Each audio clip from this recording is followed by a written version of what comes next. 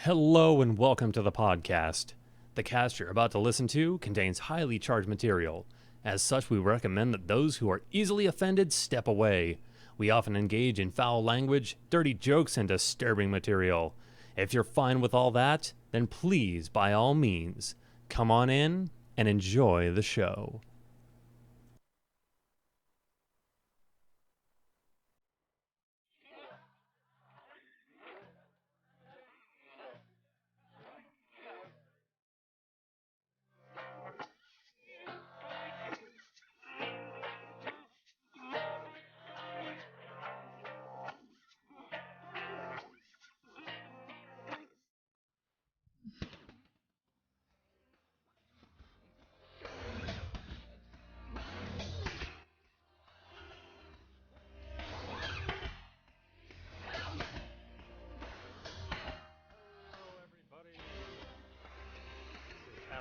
Here, also known as the Burnout.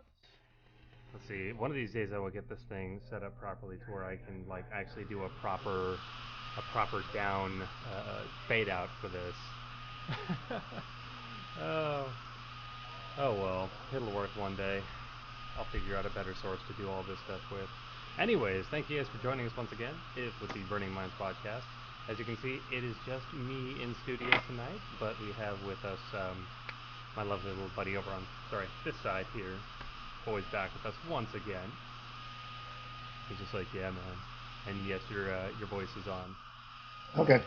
Just want to make sure I'm back on cue. So. There you go. Alrighty. Having some technical difficulties tonight, along with the fun of having the potential of almost having to shut down the cast tonight, just because I had no co-host until about 45 minutes ago. Sorry about that. It's a thing. It happens sometimes. No worries. We get on it. So, a couple of different things we're going to talk about tonight, especially. Got a couple of good, interesting videos. A couple of things from things that, Briggs wanted to talk about in an Onision video that he kind of recently did. I don't know if you know anything about Onision, but you'll get to learn how much of a fucking cunt pickle he is. That's a great term. Got a little bit of stuff here from a sheriff's deputy, or a special deputy out here in Arizona, who's actually calling for the sheriffs to start arresting not only transgender people using their gender-identified bathrooms, but also the target managers of the store for aiding and abetting a criminal. So we'll get to hear from his crazy ass. Got that story that I told you I was going to bring up from Gail Cord Schuler, the fucking terrifying story of Data and cat rape. Dude. You got that one. woman. Yeah. That is the most amazingly,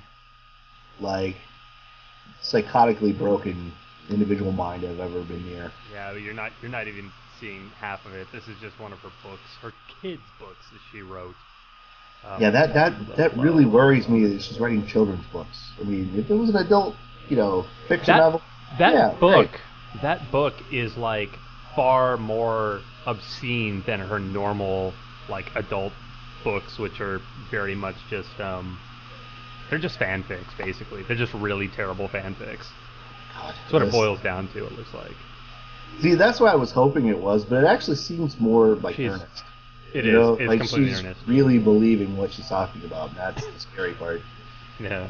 That's some serious delusion. We also got a video from Boyd here about the media blackout. He'll, when we get around to that, you'll be able to kind of give it a little better introduction on that, and then I'll probably pull up a few here and there on Facebook. Part of it involving some of the stuff in our second video on the sheriff's deputies thing. So, anyways, might as well just jump right into it. Probably have to adjust the audio on this again, but we'll see what happens. Feminism isn't needed in the Western world. Or so that's what a lot of you fucking idiots keep saying. If you are an anti-feminist, you might want to click away from this video, because you are about to get fucking decimated. Feminism is the advocacy of women's rights on the grounds of political, social, and economic equality to men. Keyword, equality. Now, the reason I have to point this out is because people say stupid shit like egalitarianism. So the first thing I just gotta say is that this dude, Onision, is my age. He's like 30, 31 almost, something like that. Mm-hmm. His fame came from I'm a Banana. Oh, that's the guy. Okay. That's the guy. All right. So now it's ringing a bell. Yeah. So he has he goes through a lot of shit in here, and a lot of it's just like but nothing like a blonde white guy to talk about women's issues, right? He's not even blonde. That's just his. Oh, it's a wig. That's his wig. Yeah, he's wearing a wig. Okay. He's got brown hair, and he's like I said, he's still a white guy by the looks of the eyes. Oh, he is. Seeing through the Deadpool mask. He's white as the driven snow in a fucking paper plate going up an avalanche. Nothing like the gentleman's talking about genetics. Is better than feminism, even though it's basically the same thing. They both call for equal rights. But for some fucking reason, despite the fact that they're basically the same thing, you guys can't get over the fact that it starts out with fem, as in female. The word defined starts with fem. For some fucking reason, your brain just turns off after that point. Now, my brain just turns off after the point that you start talking. But, you know, I can't help that. God, what's funny is he uses all these dictionary definitions for stuff, but he doesn't take into account the fact that over time definitions fucking change. You know, yeah, I still want to hear a little bit more of what he's going on about to see if he actually strings together a cogent point. Whether here's someone saying the literal definition of feminism doesn't have meaning, and here's where you get fucking wrecked. This is the definition, and the main argument people have against it is that feminists do not follow this definition. So I ran a fucking poll, and over 1,000 people voted. 69% of feminists believe that women are equal to men. So the mass majority of feminists follow the fucking definition of feminism, and you're... So, excuse me, really quick. He has another video where he totally refutes this very thing that he's talking about. What, talking about the scientific nature of the poll that he's conducting, or the scientific nature? Yeah. I mean, obviously, it's a non-scientific poll because it's going to be effectively population bias to people in his circle of friends and subscribers. Yeah. In one of his other videos, though, where he's just normally talking, he doesn't have this mask and all this fucking stupid bullshit on. It looks like a bumblebee got ran over by a fucking... I don't know. I don't even know. He looks terrible. Like Deadpool is trying to do Freddy Krueger before he gets burned? As like a joke Halloween costume? Is that what he's going for? Maybe. But he did, and I forget, it was Blair White. Blair White did a video on his thing and showed this clip of him being, him saying something 100% different to this, but having the exact same phrasing for it. So, like, you know, which one's right, which one's wrong? It's not. Logically inconsistent. Our main argument against feminism is that feminists don't fit the definition. You see feminazis, which are extremists, and your fucktard brain mixes that up with regular feminists. That's on your inferior intelligence. It has nothing to do with actual reality. Your problem is you prioritize your closed-minded personal experiences over the fucking truth. If the literal facts don't match your personal experiences, you fucking ignore them. And that is why in this moment you should be humiliated, forever standing against feminists, the mass majority of which have literally been supporting exactly the fucking message I've been arguing all this time. And because I know you're so fucking stupid, even now that you've been proven wrong, you still won't admit your defeat in the fuck... Okay, wait. So who is he trying to address? I mean, I'm getting a context of what he's talking about. But is he directing it to like a Fox News audience member kind of direction? He is literally directing it to every single anti-feminist person in the entire world. Who the fuck is anti-feminist? Like Bill O'Reilly or Sean Hannity or Rush Limbaugh? Okay, so those are the only people that spring to mind when I think of somebody who's that way, or Trump for that matter. Okay, so his thing is he's looking at, and this is the thing that, like, for example, like the Drunken Peasants also, I think I don't know if they took a look at his video or another one, but basically it boils down to he's talking about feminists as in what we consider nowadays, yes, the feminazis type of people. Like, people who are really anti-feminists are talking about how they don't like the feminazi group that's out there. But unfortunately, a lot of regular feminists act like the feminazi style. You know, it's It's basically he's kind of conflating one grouping with the other, whereas a lot of people who are anti-feminists are looking at the grouping differently. You know? Well, you're still talking about addressing the system of extremism. All right. Yeah, that's what it boils down to. It's the even it's the extremists versus like the right. Well, moderates. South Park even covered that years ago. Yeah. You know, that whole idea that any group taken to an absurd extreme, including atheists, because yes, this, you shouldn't be going to war over an ism, but the extremists exist in every facet of life. There's always some guy somewhere that is that way. You know, Some dong. I mean, you watch a lot of them on your broadcast. That's the problem. Those people are religious extremists. Well, you Yeah. know, the big reluctance in our culture is to talk about Christian extremism rather than Christian fundamentalism. You know, people like Ted Cruz and people that are just a little bit closer to Goebbels' nutsack than he is, all right, talk about using death as a motivation against certain parts of our culture. You know, the idea that any ism goes to the point of invoking violence or death on another person because they don't share the same belief, that's extremism. Yeah, And, it is. and yes, there are a lot of feminists, that male feminists included, that believe that it should be an equality thing. There should not be a question. If you took the names and the genders off of a document, would you be able to count them the same way? I mean, they've done experiments on this with race and gender. That when you go for housing or you go for public benefits, you know, or you put your name on a resume, that a more white and male sounding name is much more likely to get a callback than a female sounding name or an ethnic sounding name with the same exact qualifications. In fact, they made identical documents and they only changed the name and the gender of the applicant. And the respondents were overwhelmingly of one gender and race. Was this testing basically done in multiple multiple businesses and things of that nature? Oh, well, when you talk about lawsuits for gender and race discrimination in hiring or in housing, that's where they collect those data. Is that Housing and Urban Development and several other places, they actually go through and actively test these systems by sending documents that are, photocopy identical other than name or race or sex, and they send out those same resumes to companies that provide a singular service that need to be non-discriminatory. And depending on how the respondents are, like if they have like a male name versus a female name, it's a variation of the same name with the same qualifications. The male respondents get more calls, then they know that there's a bias in hiring towards male applicants. Same thing with white applicants versus black applicants, for both in banks and housing. And this is a proven scientific result of this sampling. It is scientific. They control for all but literally one factor, and then they compare their results.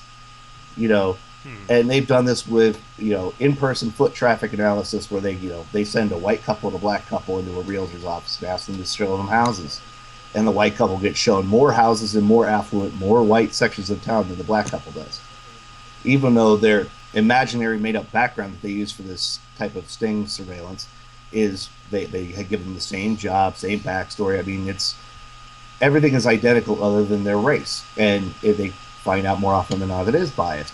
So a feminist agrees that there should not be any bias, and that systems in the world should function on some level, kind of like Iceland, where either you specify, and this is where affirmative action people get pissy on both sides, the idea that having to have a quota of any type of individual. Do we really need to be making the distinctions? Yeah. But the extremists in any group end up, causing more trouble than not. They're not looking for equality. They're not looking for systems that reward picking somebody based on their individual qualifications for an item, or not biasing against them. You know what I'm saying? Yeah. Well, we'll continue on here and see what. I know that, like I said, when I kind of watched this stuff earlier, I guess I had a little bit more thought on it, but some of it boils down to he's definitely talking a lot to the anti-feminazi type people who are, Rush Limbaugh types. Yeah. He literally coined the phrase, so I'm sorry that I keep using his name, but that's the example. Okay. Like I said, it's a matter of, like, I'm not It's also this thing that I've like noticed a lot with when it comes down to like feminist things like that. How um, even male feminists have this tendency to be like, well, if you're for equality, you're a feminist, even if you don't want to take that name. It's like it's trying to force you into a social structure, and it's like, no, I'm for the equal rights on both sides. That's what it should be, but that means good and bad.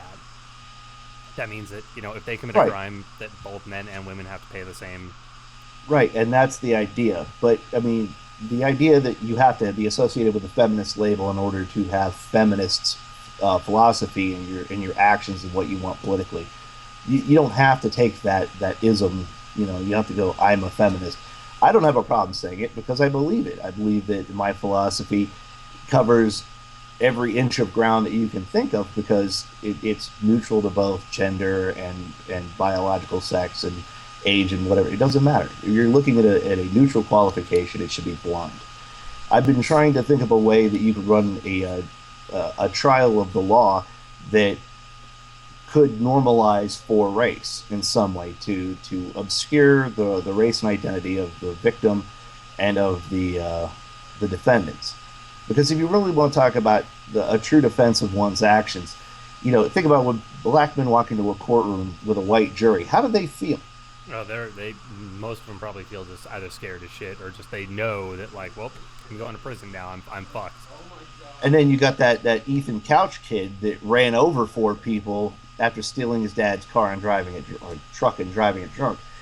That guy, he walked in to an affluent all white court with an affluent all white jury that had his back every step of the way. And then you even have the juror discovery phase of the trial where the prosecutor can go through and disqualify potential jurors based on just anything, really. I mean, and they can use factors that are endemic to certain parts of our society to disqualify people from being able to be in the courtroom and make a judgment. So that's how you I get don't. Ethan Couch getting completely scot free of four murders and maiming two of his other friends. I don't understand how that's possible, how that's right in any way, shape, or form, and It's not. how we don't like no one's really trying to step in and stop that kind of stupid shit. Exactly. There is no Weird. justice in that. But you have to be able to normalize that. When people look at a jury and when people look at a victim and a suspect, a defendant, they literally are building upon their entire life experiences and their biases. In order to have justice, you have to have a function of law that removes the possibility of that knowledge. That as a simple scientific statement of fact that if you want to believe that a person is guilty of a crime, regardless of emotional context, and that would be allowable for a sentencing phase, all right, but not for the actual trial phase, where that you take it, you put into account and say, in order for a crime to have occurred, they had to have been there. There has to be physical evidence of their physical presence at the crime scene, and physical evidence that states that they and only they were involved in the crime in some way. That these are scientific guidelines that need to be. It's almost like you need a second jury pool because you need an evidentiary jury to say that this information seems to line up scientifically with the verdict that this could possibly be this person. Then they hand it over to a decision jury where they decide on the likelihood that the scientific data would either all match up or not, and that this person would still be reasonably considered guilty or not. You understand what I'm saying?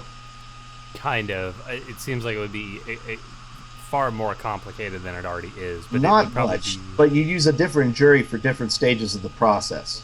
That, when you normalize for the race and sex and other factors, like even the descriptions of where they were, what neighborhood, the exact addresses, if you're able to normalize for all those values, that somebody might have already a pre-association with a section of town. Like look at Ferguson, Missouri. The public perception in a lot of places in the United States of Ferguson, Missouri, is that it's a lawless wasteland filled with black super predators that are burning their own neighborhoods to the ground for fun. And they talk about that live on air on places like Fox News. So how when It's they like walk in, fucking Borderlands, man? Why not? Borderlands would be an upgrade compared to how they talk about these places.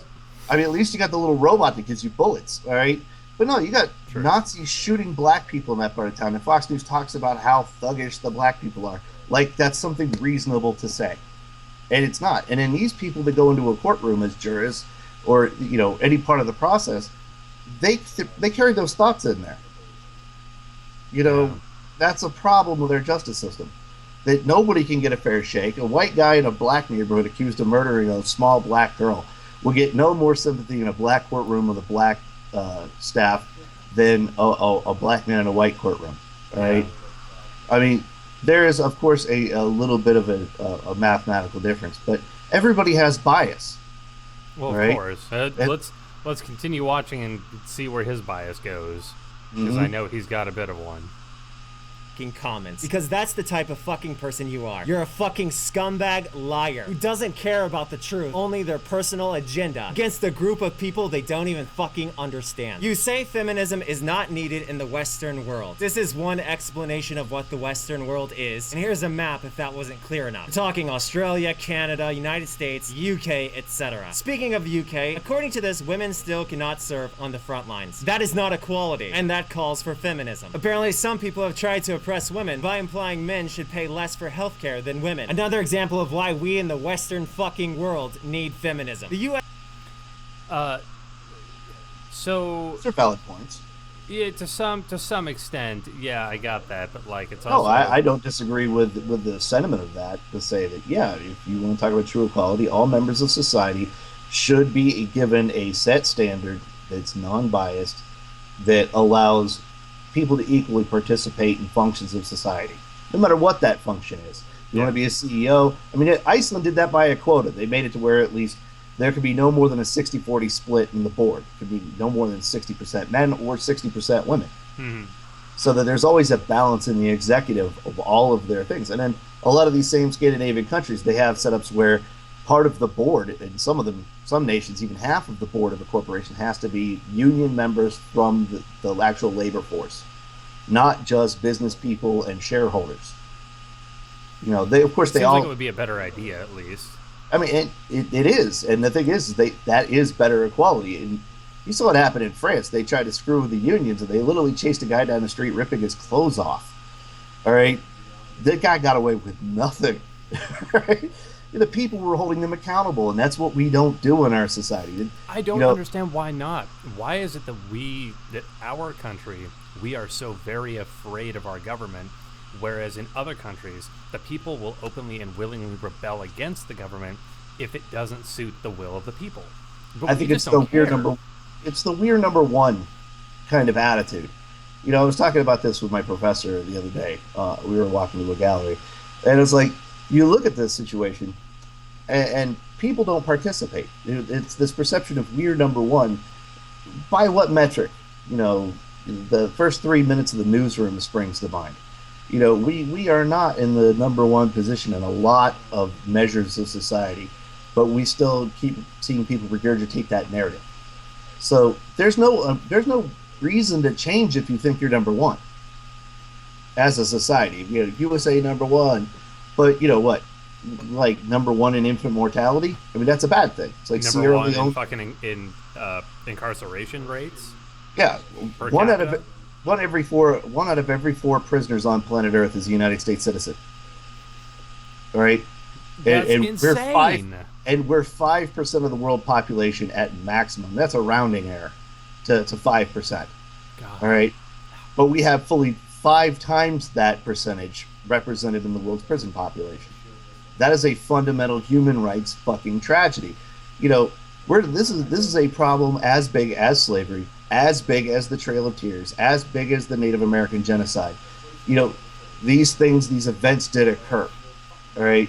I think I hate being the white person to fucking have to bring this up to other white people, but more white people need to bring this shit up with other white people. I'm sorry, it has to be said.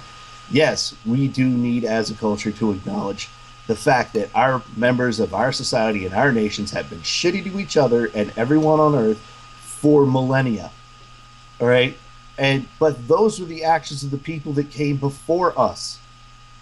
If a person in the part of the culture that is no longer able to be directly tried for those offenses to society and offenses to humanity, if they're no longer around anymore, like they're running out of Nazis to hunt at this point. All right. When was the last time you heard about them catching a Nazi hiding out somewhere? All right. That shit's been over for a hot minute. So Germany, they self-flagellate themselves like every day of the damn week about what the Nazis did. Yes, it needs to be remembered. It needs to be acknowledged. It needs to be, the law and society need to be fortified against those events. But to continuously carry that sin, that burden of sin on the people of the next generation, it's you can't have it both ways, you know. But in a free and equal society, we would have those mechanisms to prevent that from happening. But he does have points here. The women's soccer team, all right. Why the hell are people who play a game for a living making ridiculous sums of money? And if they are going to make that ridiculous sum of money, then it needs to be equal. Yeah, that's an entirely different topic as far as like the pay rate for. Well, it's all functions of society. They have to be normalized so that it doesn't matter if you're, a 5'3", 90-year-old Asian woman and a 6'10", white guy with tattoos and a Nordic sounding name. That if you walk into a workplace or a home or a business or for measures of pay and disability functions and medical coverage, those things need to have no difference. Yeah. You know, full nationalized healthcare, full nationalized pensions, basic insurance, uh, basic income, which they're starting to toy with in other nations, which is fantastic. The idea that regardless of your physical ability to produce meaningful, profitable labor, you need to be treated equally as to your basic rights as a human being. That means food, shelter, medicine, and the ability to be educated. Yes, since All like I of said, I agree with those things for sure. It's a matter of, I don't know. I get a little tired of hearing some of the kind of the crazy rhetoric that you hear from a lot of these people, though, and that like the statement of, and he'll talk about this in a moment, the pay gap thing, where yes, the pay is unequal if you only account for the broad numbers. mm-hmm. But when you actually look at like the time that women take off work for for whatever the case may be, pregnancy, all that other stuff, it's a small data point, and it makes a difference. But like I said, I'm not the best person to be talking about all this stuff. I'm not the most Well, watch this, and on I'm gonna make a comment on what you just talked about. Yeah. U.S. women's soccer team gets paid disgustingly less than the U.S. male soccer team. And this is exceptionally odd because according to this article, their most recent World Cup was the most watched soccer game in American television history. And if they're getting more views, they should at least get equal fucking pay. This is why we need feminism in the Western fucking world. Apparently in Texas, maxi pads and tampons were being confiscated before people could enter a courthouse. But for some fucking reason, people could still hold on to their not that he's telling it because it's stupid. It's a matter of like the fact that it happened is stupid. Oh well, Texas has I think their high score is 0 days without being a national embarrassment since Sam Houston was alive. Damn, this is the place. Are you fucking hearing me, anti-feminists? You are so fucking wrong. It's pathetic, and I hope at the very least embarrassing for you. Another marvelous point. As far as health insurance goes, a ridiculous amount of people object to women getting drugs related to the reproductive system, and yet when men want drugs related to the reproductive system, it's completely fucking fine. Individuals literally protest against things like birth control being covered by insurance, but not vasectomies and penile implants. Yes, and yeah, there's a point. Yeah, to kind of not to play. I'm not playing devil's advocate necessarily, but the people that I think the people that he's mostly talking about that are not wanting the option of having of letting women have their medicines for whatever for reproductive stuff, birth control, all that shit. Mm-hmm. It seems. I have to make the assumption, and probably wrongly, but you can educate me if I'm wrong, that a lot of those people are probably a lot of the really right-wing people who have a lot of a religious bias that would say in their religion that abortion and that birth control is wrong because it defies what God's plan is. Well, now, no, I feel like that's a lot of people, but maybe not. Obviously, not the maybe not the majority of them. But I don't know. Like I said, it's just a thought. No, I'm gonna walk back a little bit to what you said earlier before the clip. Go ahead. And the idea that there's some merit in the difference in the time that women take off. In other civilized nations, like in Italy, that they actually have like a ridiculous, like a month and some change worth of paid time they take off. Hmm. And some of these countries that have 6 months of maternal leave. I think France is like almost like 2 years. It's ridiculous. Mom can stay home for the better part of a presidential term with the kid, and they send resources to help the family out. And the men can take paternal leave. They go home and spend time with their wife and their child during early childhood. And for quite a while, and some of them are up to 3 or 4 months. I mean, that's not a problem. That's a normal function of taking care of your life. And here's the thing, and like I said, I'm not necessarily saying that. I'm not necessarily saying that what he's saying about the pay gap is necessarily wrong. It seems to me that there's probably a bit more of a the old statement is a systemic problem in the way that the way that our country deals with those particular times in a person's life. Well, right. It has to do with their concept of what they consider, the difference in relationship between motherhood and fatherhood. They view a fundamental philosophical difference between a relation of a father and his children to a mother and her children. All right. There's not the same fundamental relationship. Yes, there is a biological function that is different, but they get that confused. And a lot of these hard right conservatives that you're talking about, it's not, I don't think, as much maybe reinforced by their religious beliefs or by, heaven forbid, their fundamentalist religious beliefs. Mm-hmm. But most of it, I think, comes down to absolute ignorance. And, but that's the no offense to, well, I guess fuck anyone who gets offended by this. No, for a lot of religious people, in my view, from what I've seen and what has been proven to me over and over and over again, even by my own family members, ignorance is the biggest key for people who really deeply hold a lot of really hard religious beliefs. Maybe not necessarily people who have religious beliefs, but maybe they don't follow every single tenet because they realize that humankind is not what it was 5 or 6,000 years ago and all that bullshit. But like high holiday Jews. Yeah, I mean, Jewish comedians make fun of that all the time. That the idea that they're highly religious at 4 days of the year, And there's plenty of Baptist types that I've known throughout my lifetime that were high holiday Christians.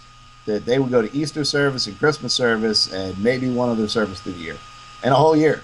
Yeah. But they would be the first ones to open their mouth and talk about how uncomfortable their life was knowing there was gay people or those people that don't have to use tanning beds, that kind of euphemistic speech, meaning dark people. Those people, Okay, sorry, I did not get that at all. That's bad. It's the people who are afraid of those guys that have the all year tan. Yeah, gotcha. And they all talk like this and bless your heart, right? The Lurleen Lumpkins. People. Well, no, you ever seen Mad TV, the old Lurleen Lumpkin sketch? Oh yeah. That's the people I'm talking about. They have an oof factor. That's the problem. They look at somebody whose life is like yours, and they have no idea how to even begin to understand you in the context of their upbringing and their faith. Their faith reinforces the fact that they think that's not natural, so because they don't understand it, and they think it's scary in a religious aspect, that squeamishness plus religiously scary equals ew. All right? And so they turn themselves off to understanding people's lives, not knowing that somebody who's different from them in one aspect is not different from them in the core aspects. Every country redneck guy I've ever met in my life, he wanted to find a good person to fall in love with, to raise a family and grow old at his core. Now, how is that any different than any other person or any other grouping of people? It isn't. It isn't. It's just it's the perception that they have based on the background and experiences they've been dealt with in life, and it's the same thing that I look at too. Well, think about this. The religions have kept men out of the process of motherhood for so many years. That idea of the man pacing around with a cigarette out in the waiting room, that the man's not involved in the process of creating a family other than donating. And they don't understand the feminine process. They're not part of it. So they have this squeamishness about it, and because they think, Well, I don't need these products, and I don't understand why you would care about these products. They don't even these some of these guys. They think that a woman can get pregnant through anal sex. They absolutely This is believe it's why possible. they need to teach sex ed in schools and not let the Abstinence only parents. people. That The anti-vaxxers of that's sex. terrible in and of itself too. I think Well, dude, abstinence only doesn't work, and it's been proven time and time and time and fucking again. well, yeah, I mean, like, that's the thing. It's anti-vaxxers for fucking. All right, it's all they are. Anti-vax. It's the same reason why fucking they voted down against a cancer vaccine in Texas. A cancer vaccine. I can't say that any more strenuously. All right, somebody needs literally beaten with a large stick over that. All right, but the fact is, they found a vaccine for the problem that causes cervical cancer that affects my mother, that affects other people in my life that I've known over the years, and they found a vaccine for this shit. The problem was is that, ew, my daughter might start fucking at 13, right? That was their attitude. They were like, this cancer vaccine will make our daughters sluts. Where does that fucking logic ever come from? What crossed wires are in your fucking head to think Cer- that way? cervical cancer is caused by HPV, sorry, rather, and the mouth. But yeah, human papillomavirus. But there's a fundamental cause that causes cervical cancer, and it's transmitted primarily through sexual contact. So these people in their mind got it up that said, if the only reason that my daughter would need this cure, this preventative cure, a vaccine for cancer caused by this virus, is she's going to think that it's safe for her to go out and have sex, and so she's more likely to go do so. It, It was Here's the that thing: if your kid is going to personhood go out and versus have sex, property. they're going to go out and have sex, whether or not they have this vaccine, whether or not they, you know, you're trying to raise them in this household. When it, this household where it's extremely religious, it you can't 100% control everyone in your life, and it's kind of ridiculous. Some of these people try this. I don't know. Yeah, I mean, but there's that whole bit where they have such a disconnect with the nature of ourselves as a species. How do we get more people? I More mean, fucking as a species, how do we get more people? these people go. Somebody did this, all right, Yay, yay, deviled for a little, eggs. or one of these. I mean, Yeah. I don't even know somebody how two women would do it. Maybe scissor. right, but beyond that, When what you I'm get them all, saying is, save a few for me, please. as a species, we get more people by fucking. So somebody's been doing fucking. You know, uh, there's a story I wouldn't want to show or share in a broadcast, but suffice it to say, it was about an old school marriage back in the days when that was a big deal. And the interval between somebody's anniversary and their eldest child's birthday was only 8 months. All right. Mm, So that's kind of a big thing, which means a very young couple of human beings got together and did some fucking before they were married, before it was socially acceptable. It's been happening since there've been people. yeah. All right. I mean, it's like what 4,000 years ago we finally stopped humping all the animals. All right, that was like a normal thing. Think about Greek history. Zeus fucked every animal, Mm-hmm. or as every animal. I mean, it was not even a thing. Like, oh, he was an ox or a chicken or a swan. Meh, who cares? It's Zeus. He's a horny bastard. All right. Yeah. So people have been doing this since people. All right. But somehow this tradition of being shamed by one's own biology has been carried to such an absurd extent in these people that it's uncomfortable. They've avoided it. Like in some Asian countries, they don't have a word for gay. All right, because it's deemed so socially uncomfortable for them to talk about that they remove the word from their language. All right, these people never went away. They never changed who they were. There've always been gay people. There's always been straight people. There's always been weird people. There's always been murderers. All right. This is one of those situations where I should totally find that video of the dude who sits there and says that we should just take all the gay people and put them out on an island, and then there'll be Right. no more gay people. There'll be no more gay people in the U.S. Not You know, realizing that that's not how it fucking works, but whatever. yeah. Explain to me how many kids the gay guys are having. Not a whole lot of their own. All right. Right? So it's a little tougher for gay guys to really that. I think what are they just rubbing their penises together like you're trying to start a fire? Is that what they're doing? You know, I could go through some right? stuff, but I don't think But that's appropriate. you know what I'm here. saying? You know that Pornhub, reference. maybe. Right? Well, no, what I'm saying it's that old cartoon reference. Well, they rubbing them together like sticks. Yeah. Yeah. I mean, they don't have an understanding of this because it's taboo in their speech. It's just like George Orwell talked about. It's removing verbiage from the language experience from the human experience. That at some point they deleted the idea of homosexuality made it a sin, or made women subservient. Yeah, the back when we were monkeys, yeah, there's a difference in society, but the alpha female and the alpha male in most groups are equivalently powerful in the group structure. All right, it's only when you get to humans, dumbasses, that suddenly somebody was okay with another person telling them they owned them. All right, think about the ownership of self versus the ownership of another person. And so you have all these factors come together, and then you have these laws that are created, these tampon taxes, these stupid gender unequal things like women not being able to vote, right? Not to have a participatory role in our society. Over history, how many women do we owe half of everything that's amazing in the universe is women, all right? I mean, I was reading a story like literally yesterday where they were talking about a woman who was awarded the Medal of Honor for her actions in saving troops' lives during a war on a battlefield. And Congress stripped her and 910 other women of their honors from the theater of combat and said they couldn't have the Medal of Honor anymore. Why? What the fuck is that? Because they were women, all right? Because they made the con. In our country? This can't be our country. Yes, this is our country. This is the United States. When did this happen? Back in like the Spanish Civil War and older. But they basically take Jimmy Carter's term in office and go back 110 years. All right, this woman and a lot of other women and black soldiers and other people were given extremely high or top honors from our military for service both on and off the battlefield.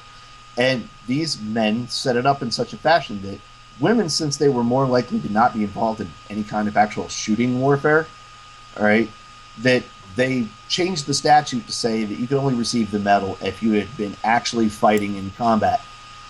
So nurses and other ancillary support staff were suddenly stripped of all of their honors.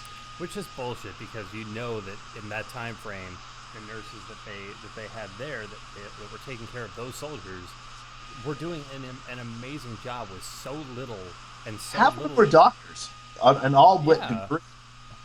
You talk about the old women female battlefield surgeons, the ones that were pinching arteries off and sawing legs off back in the Civil War, that saved human lives the best they knew how. These women were nurses, but they were better than most doctors, and God, for whatever they called surgeons back then.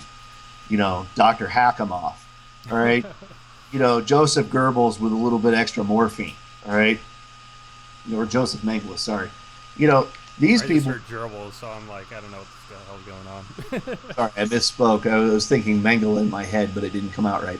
But no, these guys. Gerbils, it's okay. But anyway, no, these women got stripped of their honors. The top honor the United States had to bestow because they had done extraordinary feats in the preservation of their troops' lives, and even had participated in strategy and maneuvering of Allied forces. All right. This is something they don't want to word it that way. They're like, this nurse led these troops around the back of a building to get them into the hospital to hide from the opposing forces. All right, that's logistics and strategy as far as I'm concerned. It's not just a cute anecdotal story about a nurse. That's the same stuff they're going to teach their soldiers, that if they have a place to hide and they see Allied troops under fire, they're going to logistically and strategically wave them over and say, come hide with us, reinforce our numbers before you get chewed up. That deserved a top honor, but they stripped it away. And then it took 110 years until Jimmy Carter, the most compassionate human being I've ever heard of in the history of the human species, all right, the guy's 96, just getting over brain cancer. He's building homeless people houses. I mean, it's you don't get better than him. He's a very good example. Like I said, may not fully agree with some of his beliefs, but no, you don't have to. The it's actions his effect that he has done show the type of good person he is, despite whatever he believes in. Exactly, but that's the thing. That's a good kind of person to me. Yeah, it's like the same thing with Mr. Rogers. All right, think about it. Can you think of a more wholesome block of programming in the history of television? Maybe Bob Ross. Bob Ross. All he did was just teach painting. It was very The painting's neutral. kind of out there. Yeah, he was more neutral than. But you're talking about a children's show that taught about morality and how to deal with other people. Okay, in looking a at that, civilized- yeah, Mr. Rogers. I used to love watching him in the mornings before I went to school. Man, he's a great show. Right, exactly, For and what it was. that's my point. Though. But did you ever hear him talk about religion, dogma, Jesus, God? He was a minister. You know, you got a Presbyterian minister who has a syndicated show for decades, and then never talks about religion, but he has the most moral programming in the history of television. You know, the idea: treat people other than yourself the way you want to be treated, and that there's no asterisk on that. No Fox News, CNN, Drudge Report asterisk on that says, be cool to each other and treat each other equally, unless, they're setting fire to a CBS, and then they're thugs. No, it's you wouldn't have that problem if you treated each other better. And that's very true. Well, okay, we went on a bit of a diatribe there. We do this a lot. That's okay, actually. I kind of like that, but Okay. let's if I think we've kind of bitten off enough of this as it is right now. I think we may come back to this particular video next time Briggs is here, because Go ahead. Oops, sorry. yeah, because Briggs is the one who wanted to watch this and do his refutation of it, because while he also is kind of he does believe in equality for men and women on both sides. The term feminist and the way they act is kind of his thing. He freaks out on a lot, so we'll come back to this next time. But let's skip on ahead and let's take a look at the next video that I had, which was from Right Wing Watch News. Carl Gallups calls upon sheriffs to threaten to arrest Target managers. Not only is there the lawsuit aspect of the whole Target debacle and the whole biblical immoral and social insanity that's going on, but there is a distinctive law enforcement aspect to this. Not only did I spend 10 years in Florida law enforcement as a decorated law enforcement officer in 2 different sheriff's offices under 3 different sheriffs, and one of those doing my own criminal investigations, but I'm also a sworn special deputy right now with the Maricopa County Sheriff's Office in Arizona under Joe Arpaio. Oh God, Joe Arpaio. Yeah, this is this guy's life.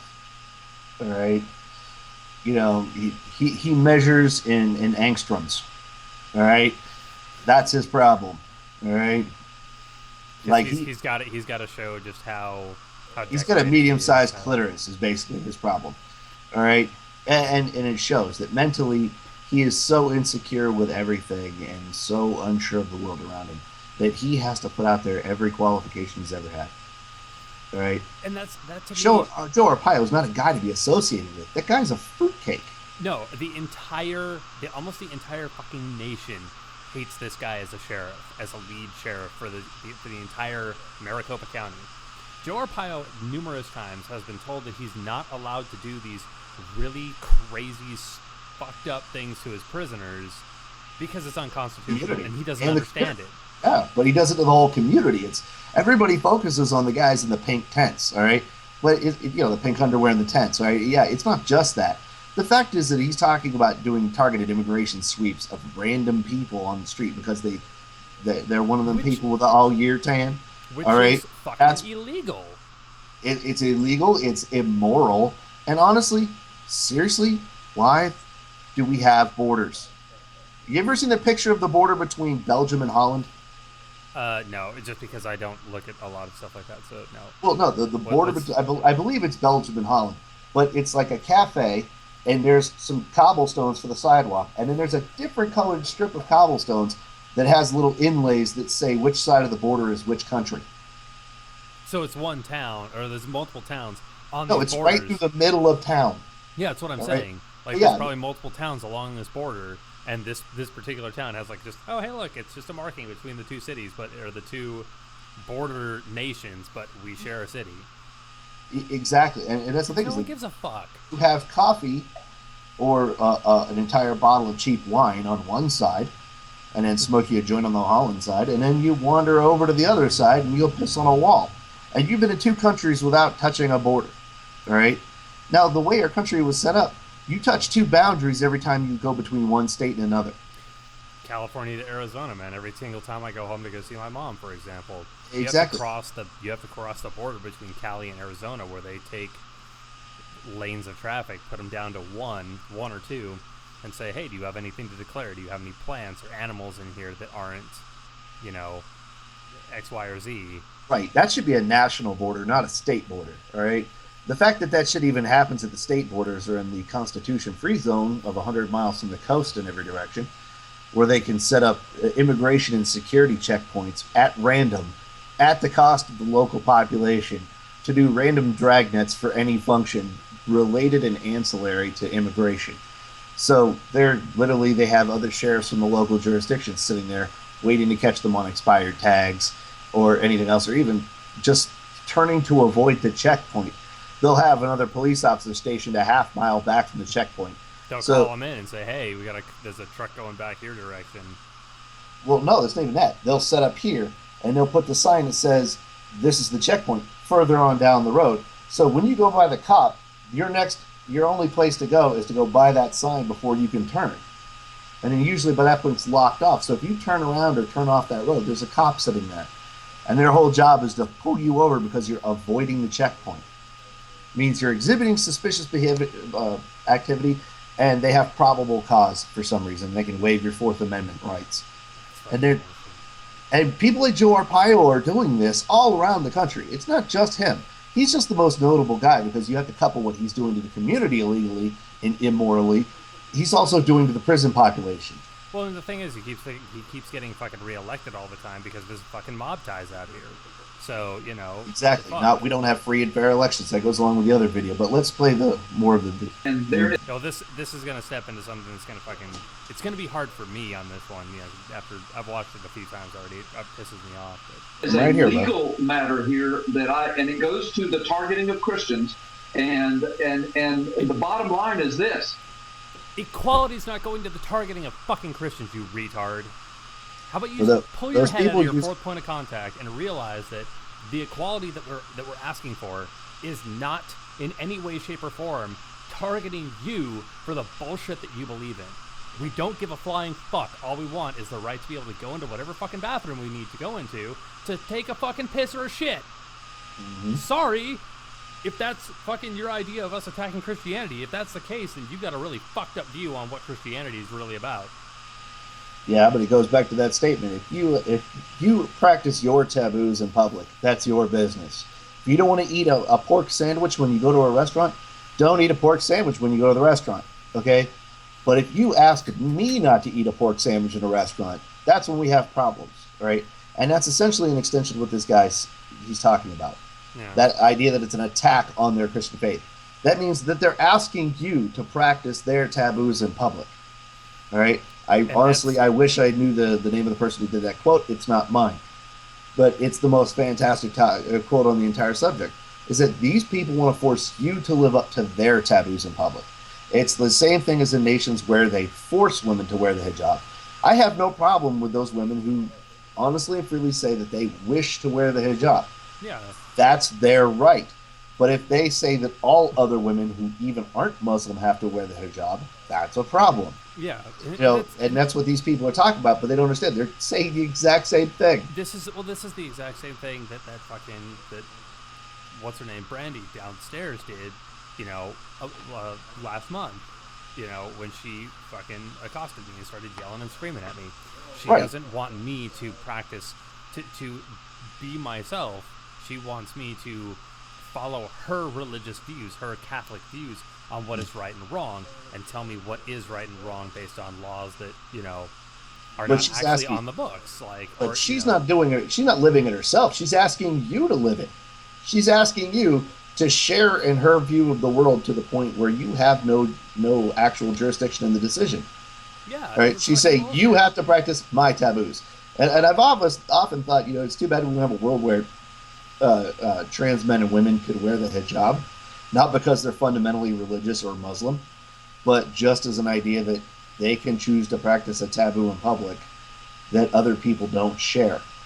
That yes, to Christians, the idea, with some insane reason that they have, that gays are bad somehow, even though Jesus talked about gays this many times. All right, Well, Jesus maybe, but one of the the old whole New Testament. I'm sorry, yeah 1-800 dial a Jew in the desert came up with the New Testament. All right, yeah.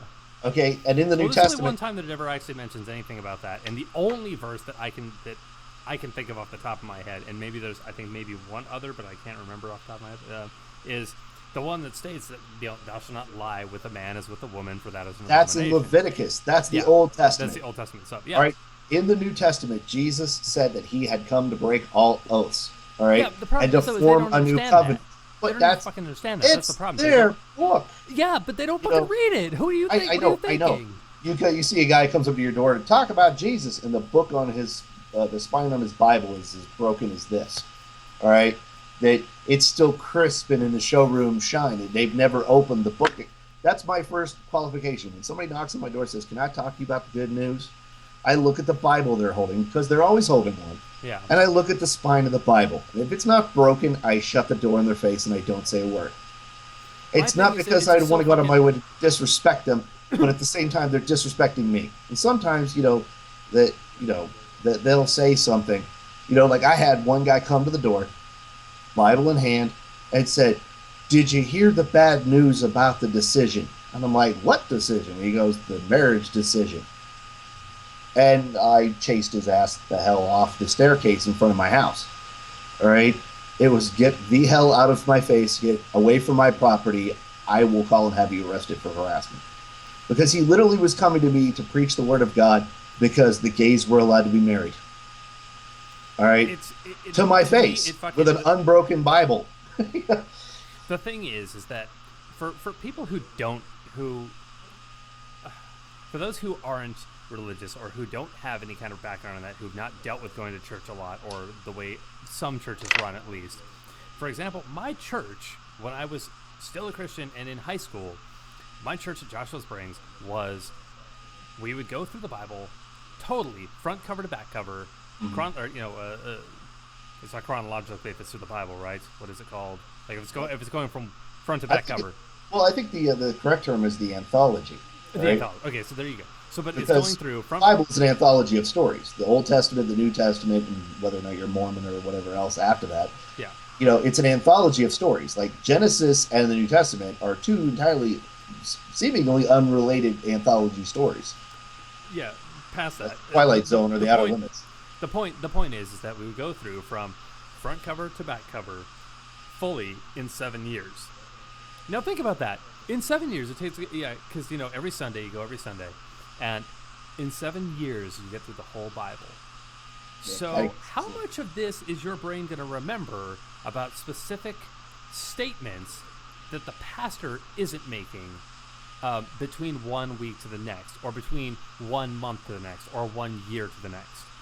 Looking at the difference. Adding commentary, right? Your experience was he would read a session from the Bible, and then he would spend a large increment of your instructional period making kind of an opinionated diatribe about the section in question. He wasn't making an opinionated diatribe. He was, as he would go through it, we would read the whole section that we were going to talk about, and then he would go through verse by verse and talk about it based on the old Hebrew and Greek languages. Talk about it in, the what is it called, the Aramaic.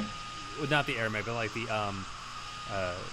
Strong's what is it, concordance or something like that goes along with the Bible. That Yeah, gotcha. So, the analysis of the meaning of the verses. Yeah, exactly. That. So gotcha. They would go through and do all that stuff. But again, it's a matter of it's going through a total of fucking 7 years. So, but even going from Genesis 1, chapter 1, verse 1, to chapter 2, verse 2, could happen in 2 separate days, or in that day and that night. Now, right. how often Christians or people in general will go to church in the morning, then the evening as well? It's not very often for most regular people who are just doing their thing.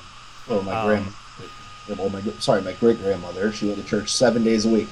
6 days a week at the Irish Catholic Church, and 1 day a week when they were cleaning the Irish church, she'd walk uphill to the Polish church. She went every mass every day, but it was only the morning mass. She wasn't completely Shiite Catholic. But the problem is the book. The problem the book This is mine. There it is. the book is written as an anthology, an incoherent cobbling together of an anthology, because you had the Council of Nicaea, if I'm remembering correctly. Yeah. That they actually sat down and figured out which books of the Bible they wanted to put in. Yeah, and you know why they did it? You know what the reason? To build a narrative. To build a narrative. For the edification of the church. And the pastor will normally say this very thing, that there are books of the Bible that have been pulled out and thrown out because they don't edify the church. The stories of Enoch, the stories of Judas, you know, those extra books that aren't actually books of the Bible. And the only reason that they're not is because of the fact that it didn't edify the church. But when you stop and look at it, how much of this really is edifying the church? How much of it really is painting the church in a good light? Money. Well, there's those fucking Facebook pictures, man. When your church looks massive and has, 4,000 or 5,000 people in it, and your pastor is sitting in a $40 million mansion, and you've got hundreds of thousands of kids all across the world, in this starving country, to death, and in this country too. One out of three children in this nation goes hungry. All right, this is the thing I've been wanting to do, like a video of my own on, and really I've been trying to organize my thoughts, but I think I have a pretty good semblance of my idea on this. Put them here, man. Fucking lay it out. I'll even put you as main front and center now. Okay, so in any system of society, the deprivation of any individual's access to resources is a decision. All right, we have homeless people that the number of homeless do not exceed the number of homes that do not have residents.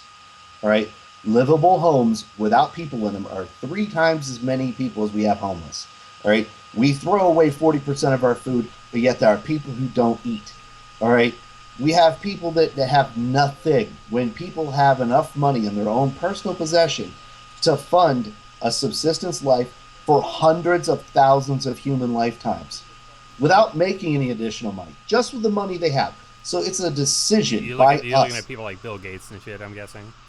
Not just Bill Gates, but anybody whose wealth exceeds a certain factor of the poverty line. So the poverty line, based on family four, is like $33,000 last I looked.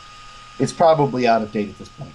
But if you can take the big number, X, Bill Gates money, or Elon Musk or anything else. Now, I'll exempt Elon a little bit because he uses a lot of it for technology. But those people who sit on, like the Waltons, who sit on piles of money to the moon, all right, that they know for a fact that money isn't going anywhere. It's just in their personal possession. And we've allowed our society as a decision to allow them to have that opulence. Yeah, just to have it sitting in a bank account or not even in this country half the time. Well, for whatever reason, they have possession of it no matter where it is. Yeah. So you take Alice Walton's money, it's like $40 billion or something, and you divide that by 30,000, and you come up with a hell of a lot of lifetimes worth of income. All right, that's an annual income, and you say the average working lifespan's from 16 years old to 65 years old. You divide it by that number of years by 30,000, and you come up with a serious amount of lifetimes worth of money that they're making. Hillary Clinton talked about inequality, a jacket that costs 11 months of income for a minimum wage worker. All right? And sees nothing wrong with the fact that we've made that decision to say that some people are going to go without health care and they will die. Wait. So, a jacket? As in like an overcoat kind of a... Yes. It costs more than... What was it now? $12,400, I believe it's Armani, jacket that looked like a Kirby Rug Doctor's cleaning bag cover in like Paddington Bear, trench coat variety. And it cost what it would take a person on minimum wage 11 months of work to earn. And she talked about income inequality. All right. They've been waiting for her 47% speech for a long time. She isn't like that. She's just going to live within her means, her dubiously acquired means as a public servant. And she's not going to talk about things like the fact that we have children starving. All right? That is a decision by society. All those things are a decision by society. We have made a choice, a very active choice. If we don't demand that our system take care of those people in our society equally, at least with a modicum, and that's why we have a poverty line. It's to say that this is the standard of living by which no member of our society should live below. But Now so they many talk, people do. Fuck, even I do. right, but that's my point. 51% of the country is earning $30,000 or less a year. That's below the poverty line for a family of four. All right, 51% of our country is below the poverty line. And then you go on Fox News and they talk about, well, 88% of people have a refrigerator. Seriously, they go, these people have TVs and refrigerators. They're not poor. All right, Dude, but that's such a fucking bullshit argument. Like, for example, the refrigerator that I have in my place right now isn't mine, you know, but I still have one. The TV it belongs that's to in the my back apartment bedroom, complex, right? huh? The refrigerator belongs to your apartment complex, correct? Yeah, I don't have one. I don't have that. I don't have a washer or dryer. Why? I do have two TVs in the house. One of them I bought many years ago that I paid off a long while ago. And the second one was pulled out of the alleyway behind my old house that I was at. We cleaned it up, put a new projector bulb in it because it's a CRT style one. The new bulb cost $23 plus $5 shipping. Shit, you just go up on Craigslist and you get a projector television like every 3 days for free. Yeah. You know, like I went Yeah. on Denver Craigslist looking because I was trying to get the It's lenses fucking- for a project. There was there's- 10 of them. Come haul it away for free. It works. And We they're just don't want it saying anymore. that the people who have these tiny amenities that you can actually get for free off a lot of people, because a lot of people are just like, hey, get rid of it. I don't need it. Exactly. That these people are fucking privileged in some way. That they're Yes, like, that they're because gonna they don't. They're because not Fox like a has no dirt. fucking clue what they're talking about. They never check anything they're talking about. And they're a bunch of fucking liars. It doesn't matter. Well, no, but that is a societal perception. But they're comparing that subsistence level of existence to a Bangladeshi dirt farmer, all right, or a Kuchi nomad in Afghanistan. They're saying that the fact that you have indoor plumbing is an opulent luxury that you should be down on your knees begging us to keep you around. All right, I would love to it's see not all necessary. these fucking. You should go live in a shanty town. I want to That's see like some of these high and mighty motherfuckers on the news and these multi-billionaires who are saying this kind of shit. I want to just see them for the next 5 years just live our life. Just live the life of a shitty little low end and understand. But they probably still won't because they're going to be like, oh, I have this and this and this. And fucking it's, oh my God. It's like. they have that. Like It's called the talking to minimum fucking wage pod challenge. people. Well, it's the minimum wage challenge. They have that. They challenged members of Congress to live on minimum wage only, without bringing anything. I mean, they couldn't bring their car. They couldn't bring business suits. They could bring basically like a backpack worth of casual outfits. And then they had to live for 30 days on a minimum wage. I think the longest any of them went was 5 days. All right. Right. These people are in Congress are talking about how $174,000 a year plus round-the-clock everything for free from Congress as their congressional membership benefits is not enough to live on. Not enough. I barely live. I guess if you're looking at for a family of four, the $32,000 thing, I live just this much above it then because last year I made 31. I made 31 and a quarter. There you go. Guess what? You're part of the 49%. All right. That's the But thing. I still live in fucking shit. Exactly. That's what I've been trying to get across to people this entire election. I've been helping the people to campaign, and I've been talking to people, trying to bring this point home and say, look, you all think, wow, I'm doing really shitty. But look at the numbers. You're actually part of the middle class now. You have nothing, and you're just like everybody else. It's not just you. There's this atomization, this diaspora of liberal thinking and community thinking in our nation that's been done purposefully. The way our society is set up, you're supposed to believe that you're an island up to yourself, that everything is on you. It's your personal responsibility if you fail, that nobody else is living like you, and if you live a certain way of living, that you're scum, and that everybody else is going to do so much better than you if they don't act like you. All right, you know, you keep the poorest white guy thinking he's better off than the best off black guy, and he'll do whatever you want. That's how that's been working forever. And that's the problem, is that people aren't looking around. I mean, there's a couple of videos I'm going to link to you after the broadcast, but you need to watch those and maybe you can include them next time. But the fact is, everybody's suffering the same amount. We're slipping as a distribution of wealth. We're slipping. We're like, I think, number 24 in the median distribution of wealth, meaning the percentage of the total wealth of the nation that the middle class actually has possession of. In Spain, they have a smaller economy, but the middle class has 56% of the nation's wealth. In the United States, we're a few times larger than that, but the middle class proportionally should be no different depending on population. It's the same value as a percentage. Well, our middle class only has 19% of the wealth. The middle class actually, there was a statistic that came out that showed the middle class is actually a minority for the first time in the United States. But where the minority, where the middle class sits in relation to the percentage of wealth, has been slipping a lot faster, and nobody talks about that. All right, the guy that they did the Wall Street movie about. All right, Adelson, that guy, he broke it down. All right, he said, look, people have been in a recession for 15 years, and all the talking heads on this stock investment show went, what are you talking about?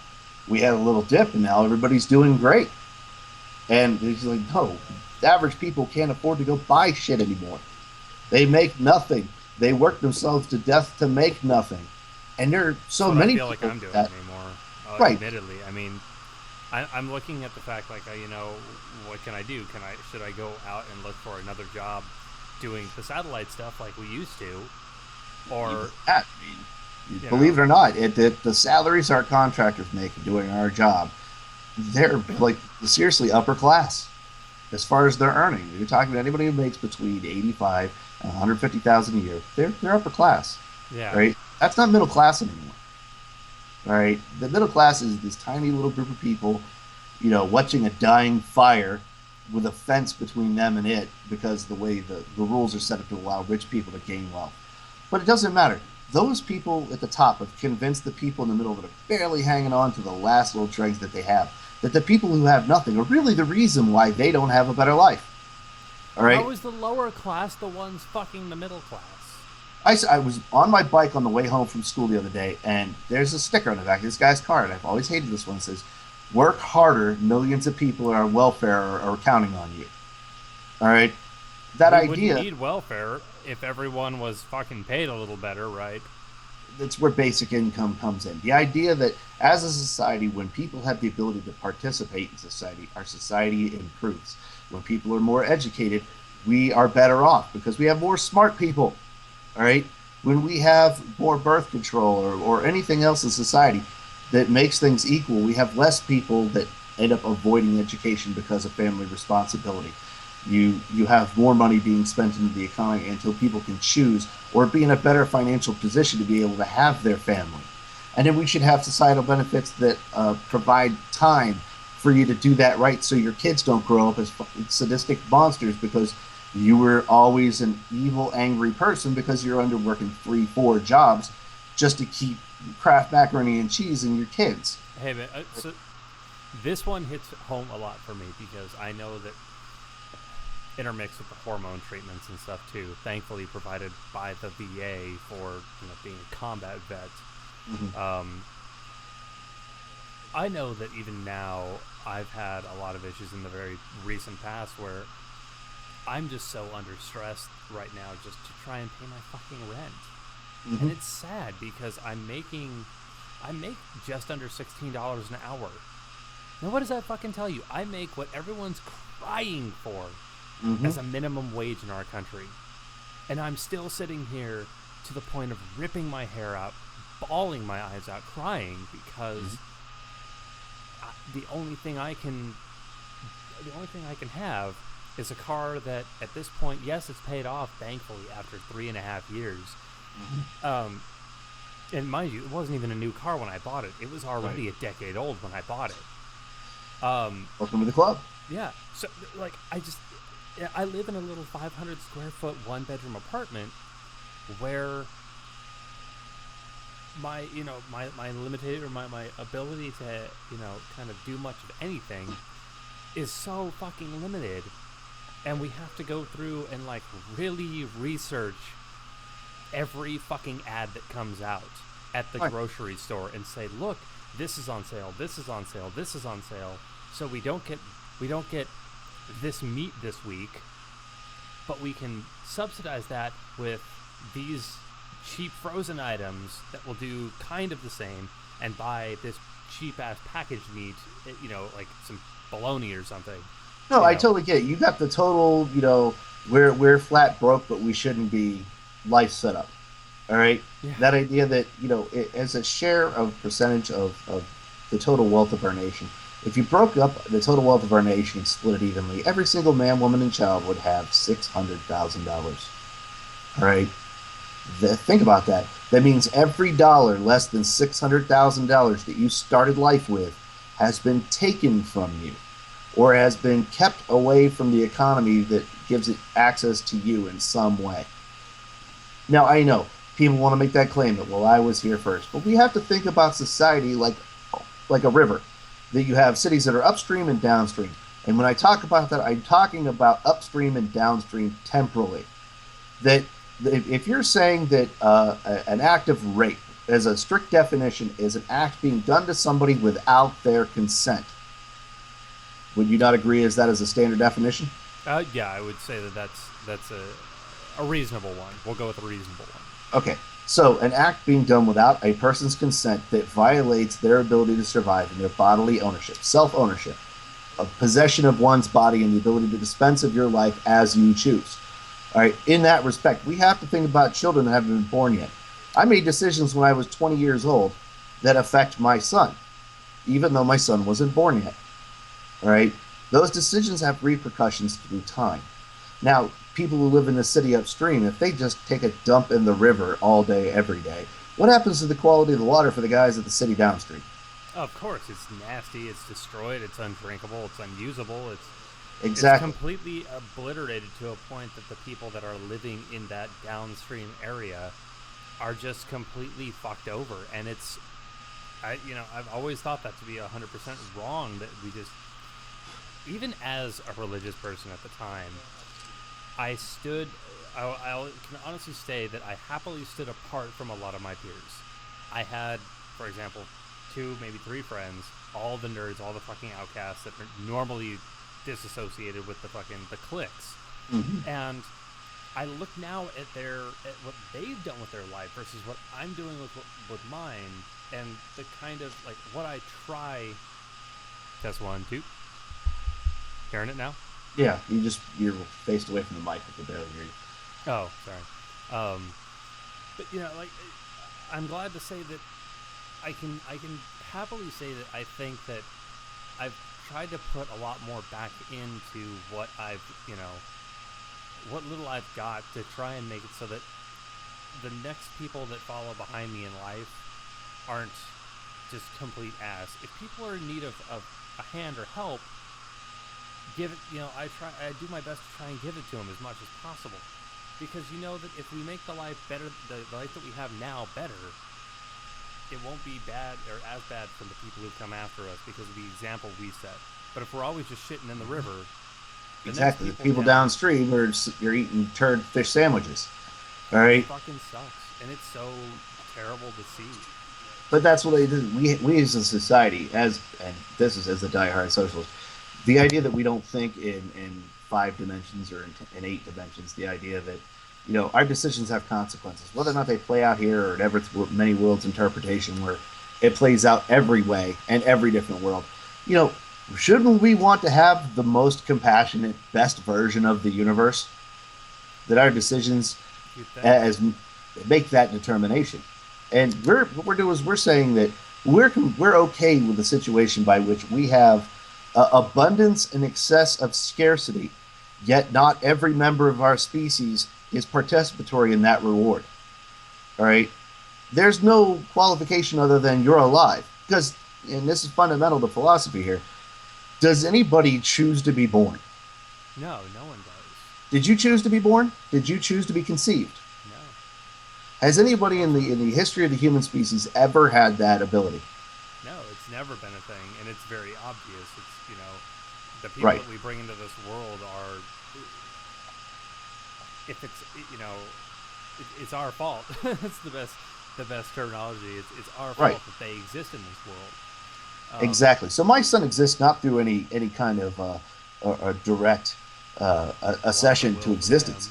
He didn't consent to existing. Me and my wife brought him into life through biological processes. And as an extension of society, we should be providing for all members of our society. Hang on. Go ahead. But Loose. Hang on. How the Sorry, I was trying to turn the fan on. I've got an extra long cable, and it came loose from my fucking ear. So Gotcha. Okay. But anyway, when you think about things temporally, we have to say that since our children, since the new generations of our species had absolutely no say in their creation and entry into this world, they have to live in the world that we have. And yeah, if we have more than what anybody could conceivably need, which we do, $30 billion a year ends world hunger. That means when we choose not to allot that economic outlay to alleviate the idea that people will go hungry, we're making a physical, violent, non-consensual choice to punish people for mere existence. All right, that should not be the case.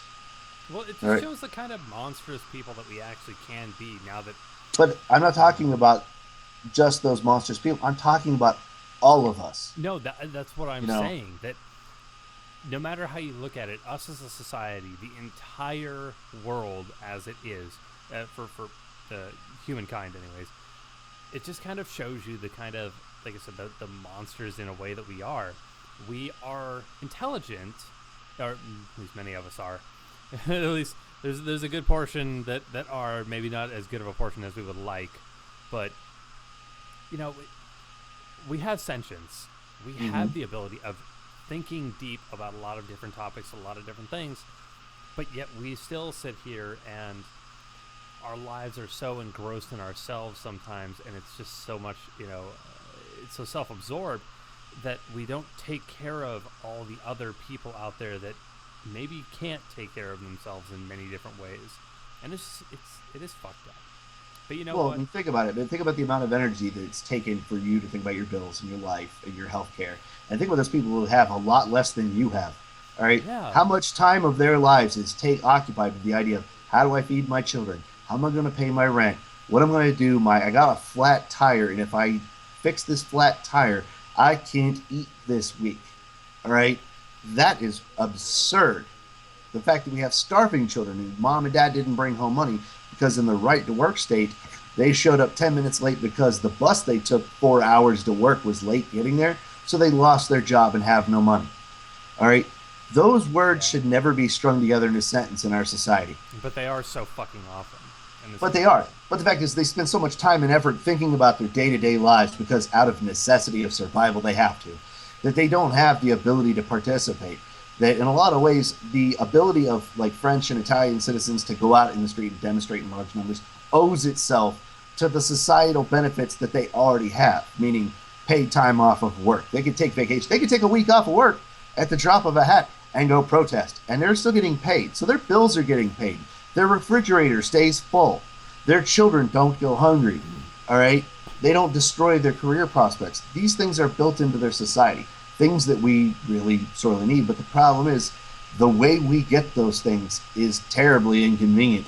And that is, those of us who have very little have to give up and take a chance that we're going to have less later, but we're fighting for something better. And that idea is to say, as a group, as a society, company, union, whatever have you, that we are saying that there's a standard of living that we demand as a minimum for dignity. And not everybody has that dignity. Yeah, And we that's don't that's afford that wrong. dignity to so many people. That's the sad thing. That if you have 150 million lifetimes worth of wealth, you don't have 150 million lifetimes worth more dignity than the other person. All right, and in fact, that's the point. Is you should have be considered to have less dignity in society as a moral person if you have so much that you've removed the possibility of somebody having any. You know, that everybody. I've been trying to get the egg of idea out there to maybe hatch somewhere else. The idea of coupling basic income with a minimum wage that's set at a productivity. All right. So you have a situation where you say, we set a poverty line. Poverty line is $30,000 a year. You need to absolutely to pay for your rent, which can be no more than 33% of your income, that your health care is provided through taxation. You have money for food and everything that you need, not, cable and other, but basic living where you live. All right. And that you're given that as a block source of income monthly, comes to you no matter what. That until your income exceeds 10 times the poverty line, you receive that apportionment from the government every month. So then you couple that with a living wage that is set to 1.5 times the poverty line. you know, and added with productivity. All right, you could do a coefficient there if you like, but it won't change it much more than a couple of percent. But for productivity and inflation, you could have that small adjustment, but more or less it would be riding what we consider a minimum standard of living.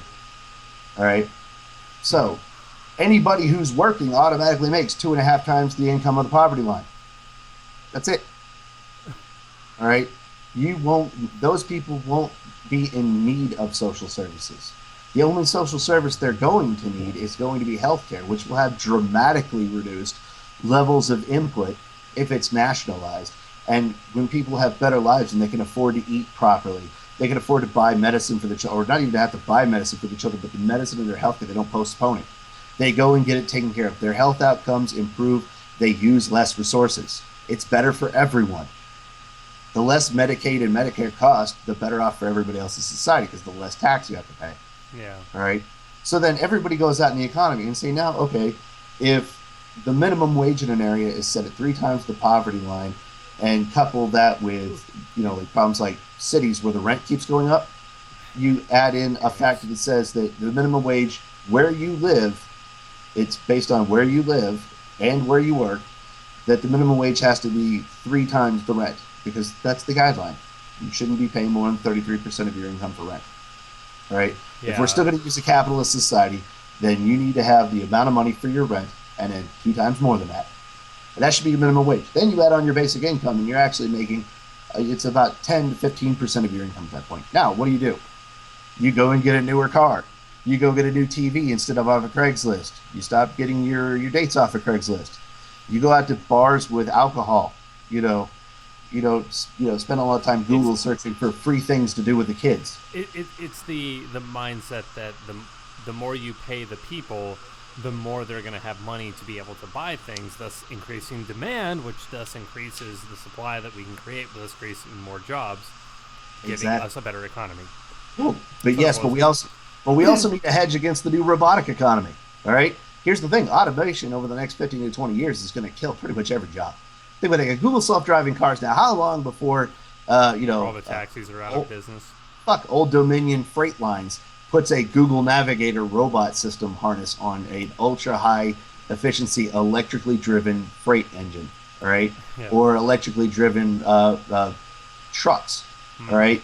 You've seen the new Walmart ones that they run on electric motors, and basically they run until they run out of power, then they pull over and charge, and then they run until they run out of power. If that's being controlled by an AI, a very limited AI that is like the Google self-driving cars, you don't have truckers anymore. Every office job in the history of office jobs is automated with a shell script, all right? Those jobs are going to go away in 15 years. So what do we do with all these other people? Do we just say, fuck you, you don't deserve to live? Do we say, get on the heap? We're going to, we don't have enough money to burn you right yet, but just get on the heap and wait, all right? Or do we... We don't have enough money to be able to light the fire quite yet. Yeah, well, that fuel costs money. Ever since who says they're going to use fuel? The people themselves are the fuel. Well, no, yeah, coal chunks are the money of the future, not Bitcoin. Yeah. But or liters of water if they have their way. Yeah, we went on a way off diet, Fred. But no, this is all society. This is a decision. This is the type of decisions that we need to make as a moral society to say, all right, you're a child. Use our food. We have to care for you until we decide, we put a line in the sand that says you have to be this old to be mature. You have to be this developed to be an adult to be able to make your own decisions. So until that time, society has to provide and protect. It has to happen. There's nobody's children who deserve less than anybody else's children. Bill Gates, Bill and Melinda Gates' kids have the same right to exist that anybody born in the most ugly barrio in Mexico or in Honduras or any of the favelas in Brazil. All right? There's no difference. All right, none. And morally, we have to make that decision. Say, we're going to make a decision instead of starving children to feed children. Instead of letting homeless people exist, we're going to provide housing. They did it in Utah, and guess what? They found out it was cheaper. Right? Every time we invest in our society, it costs us less overall. Watch the new Michael Moore flick if you don't believe me. The guy's got plenty of math in there.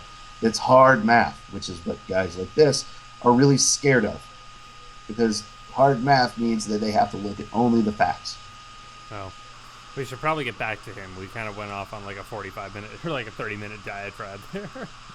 Like I said, I love when that happens to some extent. But Well, it has to be said sometimes. I mean, we have to make those decisions, and that It's goes into almost how we heart-wrenching deal to with. say, though. That's the thing. But right, but that's part. Everybody wants a magic bullet for every problem. These guys are a There is problem. none.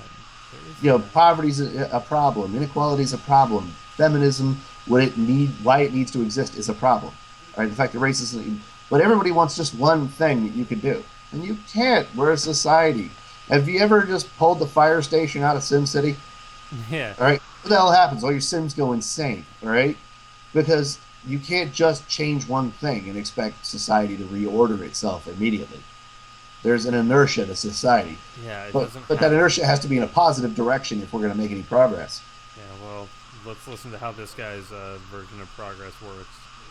I've been challenging on TV and radio for the last several weeks sheriffs all over the nation. Where are our sheriffs on this? It is still a criminal action in all 50 states for a man to purposely go into a bathroom where little girls or teenage girls or women are for the purpose of using those facilities to purposely, now to accidentally walk into the wrong restroom, that's not a criminal offense. But for me right now, to just walk into a girl's bathroom and to use that bathroom in front of and with those girls is a criminal offense. Well, what's really the criminal offense is the fact that you're walking in there with that fucking pedophile mustache. Well, think about that. There was that great meme that went around Facebook like a week or two ago. I can't remember exactly what day, so forgive me. But, it's like, those people that you're so worried about, they're going to be diddling your daughters if they go in the women's room. They're already in the bathroom with your little boys. Yeah. All right? Right? Oh my God, forget about your little boys' cornhole with Father McFeely. All right? Yeah, forget well, about those that's why guys. I've even said, it's like that fucking, what's his name? Brock, whatever's fucking, the rapist who got 6 months, yeah. 6 months for sexual assault versus instead of rape. Yeah, so here's the thing. You guys, like, so many people are, like, crazy out of their minds. Like, oh, the transgender people are going to go in there. It's just going to be people going in there saying that they're trans to be able to go in and fuck women, which is fucking bullshit because, I'm sorry, no transgender person is going to go through, or no random person is going to go through. Do what? There's no rational human that would transition for the purpose of having sex, because if you don't have a penis anymore, it's really hard to rape women. Well, the thing is that their mindset is that, and this is what's kind of fucking very telling about a lot of these people is, for example, former presidential candidate Mike Huckabee put up even just a year ago that if this were a thing when he was younger, that he would have happily said that he was trans to go into the girls' bathrooms and locker rooms in high school just to be able to ogle them. That's not why we're doing this. That's right, but we talked about that ad nauseum. Yeah, with gender identity and gender possession and things of that nature. It's fine, but no, the idea that you're going to get your penis removed to become a woman, to go into a bathroom, to go rape somebody with or what? Go through 5+ years of fucking hormone treatments and take multiple medications. I mean, forget all of that. There's a tab A, slot B fundamental biological problem here at this point. If you no longer possess a penis, you can no longer rape somebody in that fashion. Well, yes, of course, but you're not looking. I know you've thought about this already, but I'm saying you're not at this point. What we're talking about is we're not talking about someone who has gone through lower end surgery. He is talking literally about the guys who are still like me. Look still somewhat masculine. I don't know how masculine I actually ever looked in my lifetime, but that's not the point. People like me who have a more masculine figure going into a women's bathroom. And yes, I still have my dick. I got that. But the thing is that for people who are actually transgender, who are actually doing the work to get to that point, they're not like, a rapist is not going to go through the fucking hard work to get to that point. Well, I wasn't saying that at all. No, that was not. No, I know, and I know you're not. I'm really just refuting him. Yeah, I know. But here's more. Sorry, I'm a little drunk, obviously. Would you agree to there is a kind of a, I wouldn't say moral, but more of a scientific demarcation line where somebody has reached the threshold in their transitioning process where the effort required is not something you're going to do as a casual association with sexual activity. You know what I'm saying? Re-say that a little bit because that Okay. to my my fucking drunk addled brain is not working very well. Okay. So bite-sized pieces. All right. Thank you. So at what point through the transition surgery is a person in your mind considered to have gone far enough through the process where either that effort is not something somebody's going to use to go in and have sex like Huckabee? You know what I'm saying? Like there's, you started the hormones well, at some point through your hormone treatment or breast implants or through the actual transition assignment surgery. You know, at what point do you feel that somebody's made enough scientific dedication to the act of transitioning that it's safe to say that there should be no societal objection to their presence in somewhere where it's normally off for the other gender? Well, let's see. I would say, let me change my view here as well. I would say that, for me, anyways, my I guess you could say definition of it is, well, one, the person has to be kind of showing that they're working towards the transition process. Now, the transition process is kind of multiple steps, so you're not necessarily maybe able to see them all constantly. Whether it be, in this case, like for me, I couldn't even start the transition process for a minimum of 3 months without doing mental health evaluations and things first. That's I something we disagree can't with look that at. too. Yeah, I disagree with that as well. You shouldn't need that. You know, Well, it's more like I didn't have to quite wait 3 months. The only reason it took 3 months is because it's VA, so it took a little bit of time to get into it and then all that stuff. My doctor, to be fair, didn't make me wait 3 months of constant chats with him to understand it. He's like, well, no, you know what what you want, and you're showing this already by these specific signs. Now, whether that be cross-dressing in some way, shape, or form, which I have done, I can that openly doesn't admit necessarily need to be a demarcation line, though, because I'm sure there's plenty of people who don't start dressing as the opposite sex until maybe perhaps they've been on the hormone treatment for quite a while. They may not feel comfortable Yeah, transitioning yeah. yet.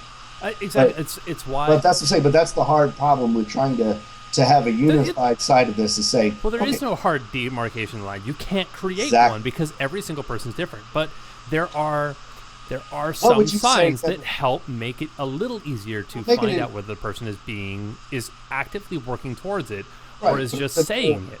but it's an or, not an and. Like you have to be cross-dressing and be taking hormones and have breast implants or a breast reduction or have your reassignment surgery completed. I mean, I'm not saying that it has to be and. I'm saying like an or.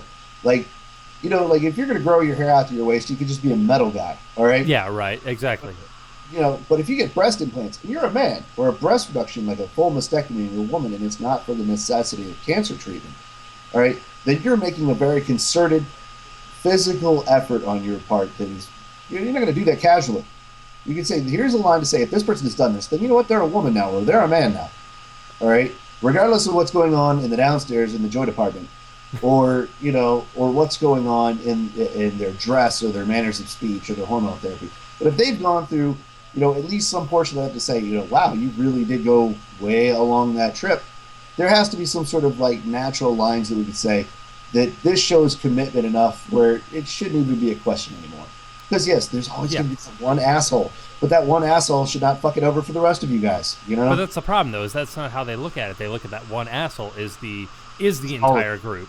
It's exactly. not. It's not the outlier. It's he is the entire group, or she is the entire group.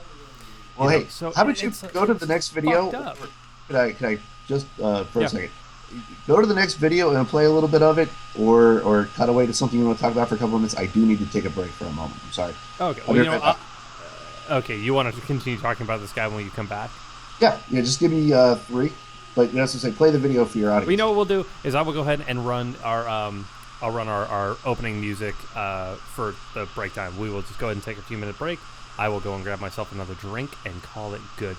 So we'll be back in just a few minutes, everybody.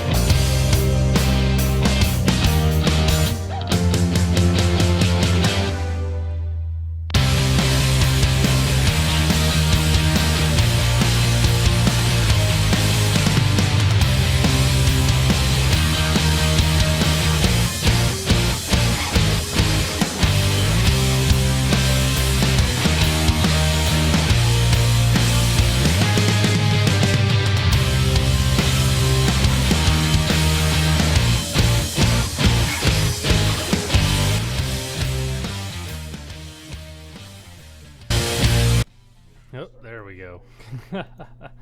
All right, we are back. Hang on just a second there, Boyd. I gotta kick your mic back up. All right. Off myself, so There we go. All right, give me just a second here, because I want to I keep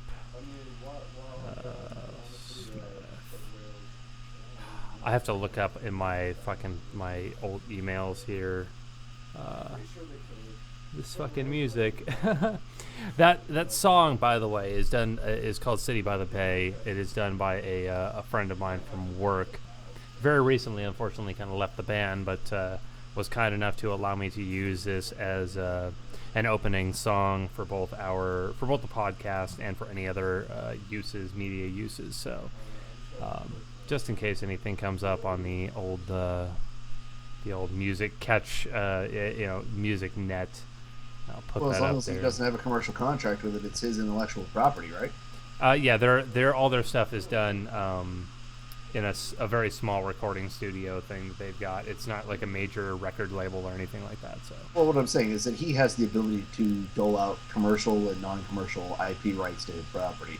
It's not up to YouTube at this point to stick their finger in there and say, no, you can't do that. No, he could say, no, you have the permission to use it. Just the same way, like, all the people have been telling Donald Trump, stop using my fucking music. Like, what was it, like 8, 9 different artists now have told Donald Trump to go F himself, and same thing with, like, Tom Morello and Paul Ryan, like, don't use my freaking music. Don't listen to us. We hate you. But they have the intellectual property rights to say, no, don't do that. It's the same thing. Your guy could tell you, good to go. But anyway, like this bit with the people being allowed into bathrooms and being arrested for it crap. This really it's the least of non-issues in the history of our non-issues. Yeah. Unfortunately, it really it's not a non-issue for so many people. Which is no. I mean, in the reality of it, not how it's being portrayed. Well, yeah, of course. I don't mean I'm not saying that the struggles that people in that community are going through are not real. That was not what I was saying. What I was saying is that in reality, they should never have to have those problems. This should be one of those things that, but of OFC, this is part of who we are as a society. So this idea that people should be going in and arresting people, you heard about the bombing, right? Yes, that was actually the other side of what I was going to talk about involving this. I haven't heard anything about whether or not that bombing was motivated against LGBT or specifically trans. It's trans. Yes, it was. They were trying to keep the target pure, so they set off an explosion in the women's room to keep the trans people out. See, I didn't know if that was actually like what was going on, because have they found a culprit to it yet or anything? Because I haven't heard anything about that yet. They whatever suspect they do have in the case, the only articles that I've read on the matter, basically, I think they know who it is, but they aren't publicizing it. All right? So for whatever reason, they're not publishing the names. But, I'm pretty sure they have an idea as to who did it. But the fact is that these people went so far as to use terroristic violence to push their narrative that you should not be allowed in the women's room at any point during your transition, where you feel comfortable seeing yourself as a woman, like your neighbor that accosted you. It shouldn't happen. No. That's your life, all right? When you're taking a piss, unless you're pissing on somebody else non-consensually, because people pay good money for that. Yeah, I know. That's a... if somebody's peeing on you and you don't want them to pee on you, it's a problem no matter what their equipment is. That's not a thing, all right? So these people are putting way too much effort in it. It's going to cause a case. It's going to cause a civil rights lawsuit. It's going to get shot right the hell down. Yeah, well, all right. I mean, let's go back and listen to the rest of what he has to say about it, and fucking go from there. Sex offenders are in prison for such things and for exposing themselves publicly. The other thing with Obama's bathroom policies inflicted upon our public schools, Harry, it's not just the bathrooms. That policy says that men can go into showers with our little girls. They can go into the dressing rooms. Boys, teenage boys, men. Listen, staff people. Doesn't anyone kind of realize that, like, the dressing rooms, and especially like bathrooms, mostly women's bathrooms, they're like every little stall is self-contained, so Well, even he's trying to say that the transgender people are child molesters. Yeah, well, that's what it all boils down to. That's But always what it think fucking about it. boils down to. I'm 10, almost 11 years older than my little sister. There were times I took my little sister into the bathroom publicly. All right, and I took her into the men's room on some occasions when she was a lot younger. And then when she got older and she was about to start using the women's restroom on her own, I would purposely ask to be like, look, my little sister has to go to the bathroom and I don't want to just let her go in there. You know, where should I take my little sister? And I had a manager at this store, female manager, who stood at the door and asked if anybody was in there. Said no. Stood at the door while I went in there, took my little sister in, and let her go to the bathroom, and then helped her clean herself up and wash her hands and everything. And we went out and we left. That's the mind. That's an easy thing. It's so simple, and it's such a matter of like, it's human decency. Like, hey, you talk with a manager about it. That's that, Or even having that service. I mean, the point is that, was I going to take my little sister into a bathroom for the gender that she's not in? And me being a man specifically taking a little girl into a bathroom? Why is that a bad thing? Or, like if, when I was younger, or if I say I had a daughter as a father, right, instead of a son. I have a son instead of a daughter. But if I had a little girl and I took her into a dressing room to fit her for a dress because mom was at work or mom was at school, how does that make that something that somebody needs to make an on-the-spot differentiation of? Well, the thing is, it's literally just a matter of us, of society, or any random person just judging with no context. Mm-hmm. Just judging a situation with no context and saying, that's not right because it's not in my will and what I believe is right or wrong, and that person needs to be put in jail or needs to, whatever, there needs to be talked to like I was by crazy lady downstairs. Because it doesn't fit their life, their narrative. Without context, they just they flip their shit. Exactly. But as I say, like if I had a little girl and I had to take her into a bathroom or into a dressing room, am I going to take her into a men's dressing room or a men's room? Or am I going to take her into where her gender? Because she's the one going to the bathroom, not me. All right? You're just there acting as the guard, basically, as because you're still or brother protecting or them. sister. It doesn't matter who. What is that different if a mother takes a little boy into a men's room? I've been taken into the women's room numerous times by my mom when I was younger. I know that, but after a certain point in time, she would at worst would stand outside the door to the men's restroom, and would occasionally, hey, are you okay in there, kind of a thing. Well, right, but the fact is that she expects you to be able to do the process by yourself. I'm talking about for those children who are not in diapers anymore, but are not to the point where they can go navigate a public restroom and it being dirty or whatever, especially at the boys' rooms, all right? But, to go in there by themselves and accomplish that task without difficulty. So I don't see a problem as a parent taking a child into a bathroom and assisting them with going to the bathroom. Now, that's a completely non-sexual act, as going to the bathroom generally is. So I don't see a problem with a mother taking a son into a boy's room or a father taking a daughter into a woman's room. If you really want to be, if you worry about that there might be some impropriety going on in the bathroom, and anytime you see a child taken into a bathroom, as a matter of course, why not have a bathroom attendant? All right? Somebody who's there to keep the bathroom clean, but then also is there as kind of an impartial monitor. Well, there's a lot of like higher end restaurants and hotels that have that. Even out here in Phoenix, we have some hotels that I work in that I have sent gear to and repaired their stuff and all that have restroom attendants, and their whole point is to be there to be one that kind of moderator in some small aspect, or at least be that set of eyes.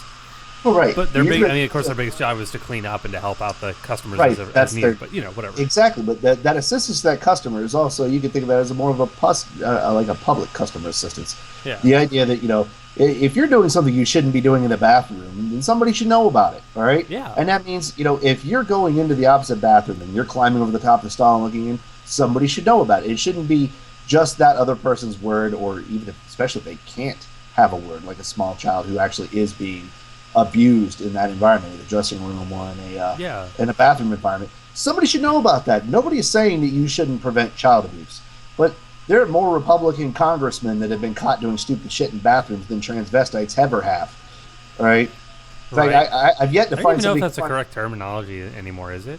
I Well, don't some know. people are just cross dressers. Some people are doing it for the purposes of being transgender. It's still a proper term. It's just not Oh, tied one to the other anymore. I have no Right. clue. But I'm still, I still have this weird thing where I sit there and listen to so many people talk about uh, transgenderism and a whole bunch of other,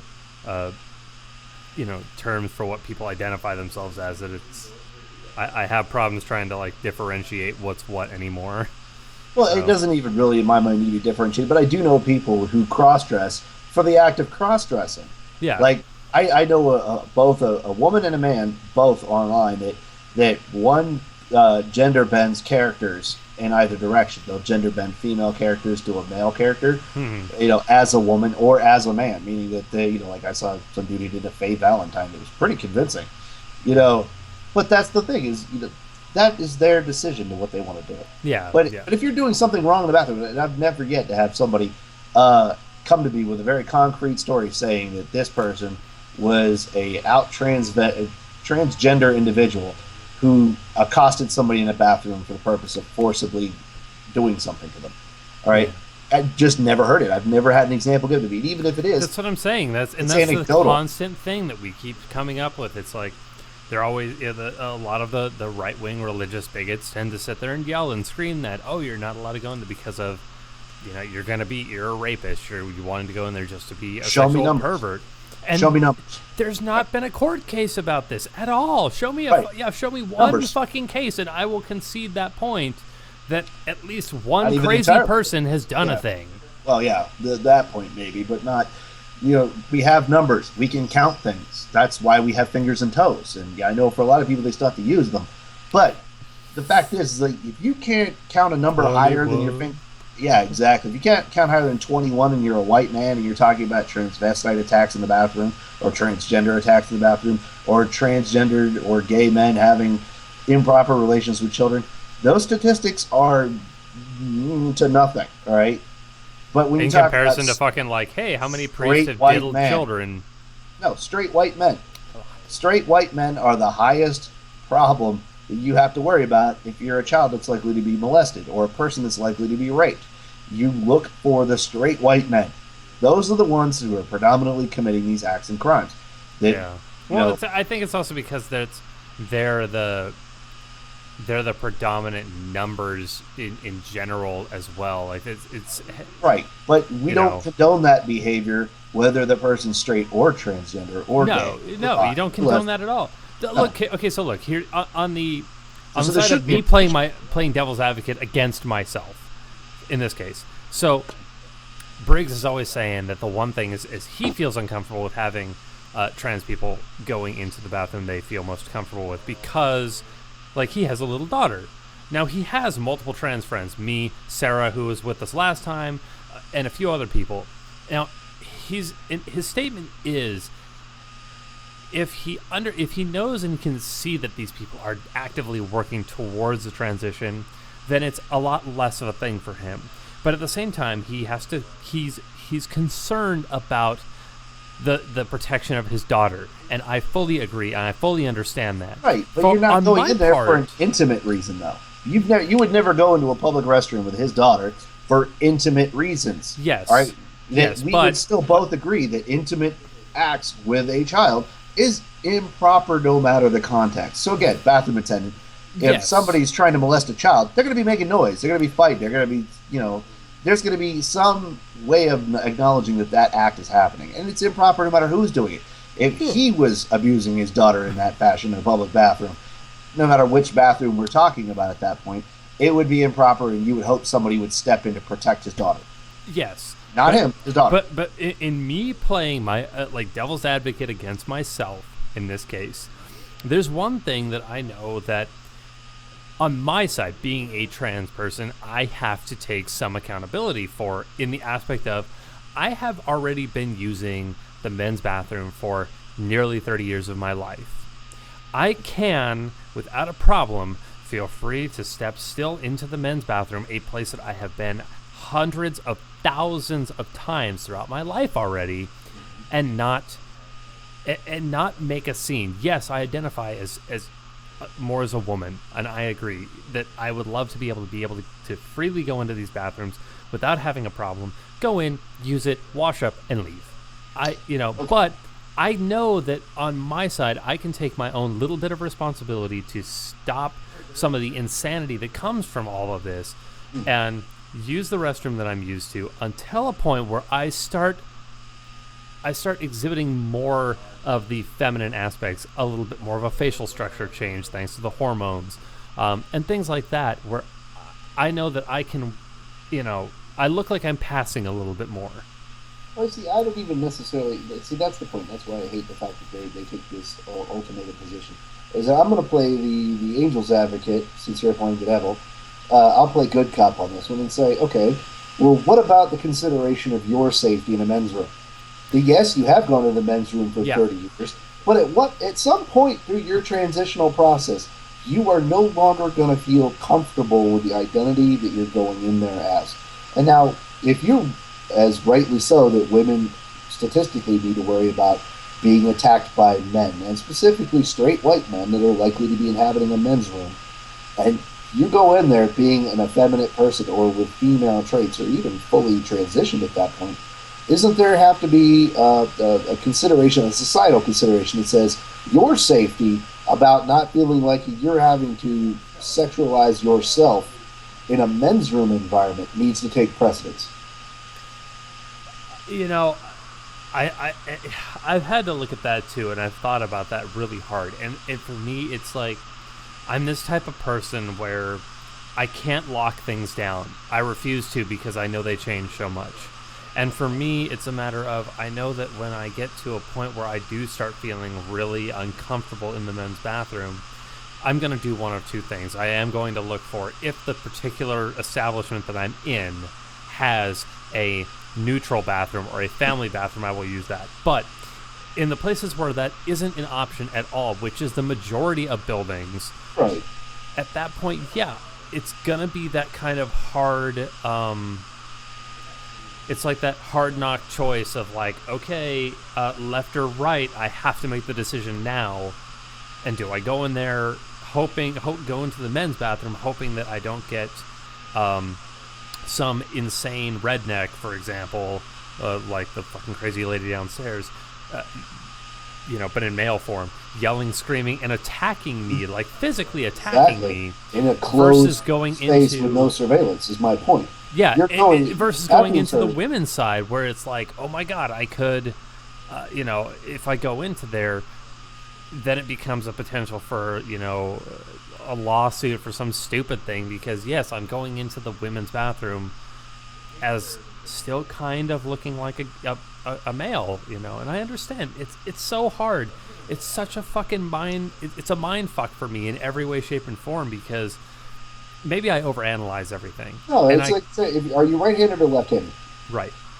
Okay. Have you tried writing with your left hand all day for a day? Oh, God, I can't do it. I already know I can't. I've tried. Okay. I have tried, yes. But with enough practice, it would be possible. The point is that you have a conditioned reflex, which is, what do I do when I need to go to the bathroom? All right? What a little guy I look for on the wall, or the little girl I look for on the wall. All right? But the fact is that those need to be the considerations, not that either A, you're going to a men's room under the implicit threat of violence or sexual violence, and having to choose between that and the possibility of legal litigation or even in some level physical violence in the other one, but not likely sexual violence. All right, the odds are that it will be more physical violence. Somebody might assault you and slap you or try to run you out or push you out of the bathroom, but you would be physically assaulted at that point. The only added extra danger in the men's room is the possibility of sexual violence, or just sexual violence being added as a component. Like, oh, you think you're a woman? Well, I'm going to show you if you're a woman. All right? It's such a hard fucking stance to, like, it's a hard place to be in because no matter what, I lose. It's what it boils down to. No matter what, I lose. So the only place that I can go is a place that has a family bathroom or my house or a friend's house or whatever. But you can automatically just go ahead and say that that's an unconstitutional burden for you in your life. All right? That there's no reasonable expectation to say that unless the law says every building in the United States has to have 3 bathrooms. You need to have A male, general, a female, and then a general family style bathroom that's neutral.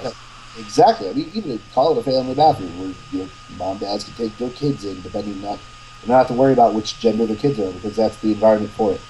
All right. Again, that goes right back to they don't want them in the bathroom with the kids, but it's like you have to give somewhere. All right. The fact is, if you don't want the transgender women in the ladies' room until they're 100% women, and you don't want the transgender men in the men's room until they're 100% man, at least biologically or functionally speaking, then there has to be somewhere for them to go. If you go out in the fucking alleyway, that's indecent exposure, which is the thing you're concerned with. The problem is they use these ultimatums to say, we will give you no options, but we expect you to conform. So in other words, they're negating your entire life, your entire lifestyle, and everything who you are as your identity in order to conform to their standard. And then you're practicing their taboo. And that's what I was talking about earlier. Yeah. This guy, he's not going to have anything beyond that conversation. It's going to be, you have no options other than to do as I say. Well, let's listen to what the rest of what he says, and you'll hear some of that for sure. Nothing under his directives to stop a teacher or a janitor or an administrator from going in, following some teenage girls into the bathroom or to the showers while the girls are showering. All they have to do is explain, I feel like a girl today. And under his directive, they can do it. And I'm telling you, Perry, I'm calling upon sheriffs all over this nation. Man up. You are the chief law enforcement officer of your county. Every state in the union, it is illegal lady sheriffs. Come on for me now. to go into a girl's shower with teenage girls, take off my clothes in front of them, and shower with them. It is a criminal act. It is a felony. And sheriffs need to go to target managers operating in their counties and say, I'm the constitutional chief law enforcement officer of this county. If a man purposely goes in the women's room in your store, I will arrest the man, and I will arrest you, Mr. Manager, for aiding and abetting in a crime. And in some cases, if the guy touches or exposes himself, then it's a felony. And that's what needs to happen, or else this insanity is going to sweep our land. Our land. It belongs to us. It's our property. It's our God-given rights. And none of that applies to the transgender community, the LGBT community in general. So fuck us. We're not important. No, completely. This is what allows people like him to say that another person is 3/5 of a human being. All right, that idea that propriety and property exist only to service a certain part of the population. That straight, white, landowning, rich men are the sole arbiters of all of society, and it's under their sole domain to make those decisions. That fuck your self-ownership, all right? You have no right to have discretion as to what happens to your body, because it's not your body in their mind, it's God's body. Yeah, right? And I'm sorry, but God can go fuck himself, because in every single fucking version of religion I've seen thus far, there's not one God who is actually worth paying much attention to. Forgetting the worth of a religion or a deity or anything in that regard. Yeah. I'm talking about just the simple philosophical concept of self-ownership. That my body and every cell of my body is uniquely mine and uniquely belongs to me through the process of conception. All right? That I am me. All right? If I choose to smoke, I smoke. If I choose to eat, I eat. If I choose to be circumcised, oh, wait. Some jackass thought it would be a really great idea to lop 50% of the surface area of my genitalia off when I was an infant. Yeah, because you had no choice in the matter. Exactly. No ability to consent. Meaning, if this is a procedure for which there's no actual immediate medical need, all you're doing is cropping the ears on a Doberman, all right? Or cropping the tail on a dog, all right? You're tailoring a human's anatomy to seek your taboos, your view of the world. But that means that you're forcing non-consensually me to grow up and know that that decision was taken out of my hands, and I may not agree with it. And if I own my body, then it needs to be preserved and protected for me until I reach the age of adulthood. Once I reach the age of consent to be able to legally make those outward decisions in my life, if you took circumcision to 18-year-olds, say the first day of college, You graduate high school, you go to college, they get to Harvard, first day orientation, they go, all right, boys, we got to talk to you real quick. Our Lord and Savior wants to lop half your penis off real quick. How many guys? Everybody line up over here if you want to do that. It'd be like the Mel Brooks routine, all right? It's something that nobody's going to do really voluntarily unless they really wish to do it. Yeah. But it's their choice. And if I choose to end my own life, this is the same basic problem. If I choose to alter my physical form, put cat whiskers in or get a gender reassignment surgery or shave my head or grow a beard out, that's my choice. All right? As long as there is no way in which you can be directly harmed, all right, it deprives your ability to consent in some way, right? Which you going to the bathroom doesn't deprive anybody of their ability to consent because there's not an intimate act. You're in separate rooms, all right? It's like saying that you can't, be transgender on the soup aisle because somebody's over in the cereal aisle. Because, oh my God, what happens if they were to molest your kids in the cereal aisle? That makes no damn sense. There's no intimacy involved. There's a lot of cognitive dissonance that comes along with all of this, especially from the right wing, who is extremely against it. Like I said, I can understand the mindset of some people who may be more like, yeah, man, you do you, but they're worried about their kids and things like that. I can understand the mindset. They have a right to worry about the kids. They have a right to worry that their children might be taken advantage of or to have some physical violence against them. And that's I worry about my son having that. But here's the thing.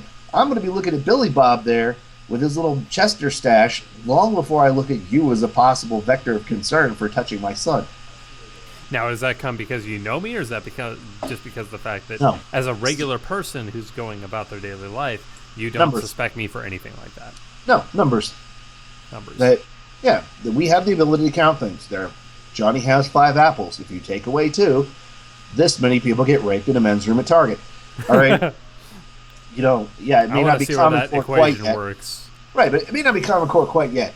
But the point is that we have the ability to count things. And there's a statistical possibility that I'm more likely to be taken advantage of by a straight white man, which, by the way, I am actually a victim of a straight white adolescent male at the time who took advantage of me in that regard. All right? It took me a very long time to be able to come to grips to be able to say that publicly. You notice even when we had that subject in the military, I did not address my own experiences. Yeah. All right?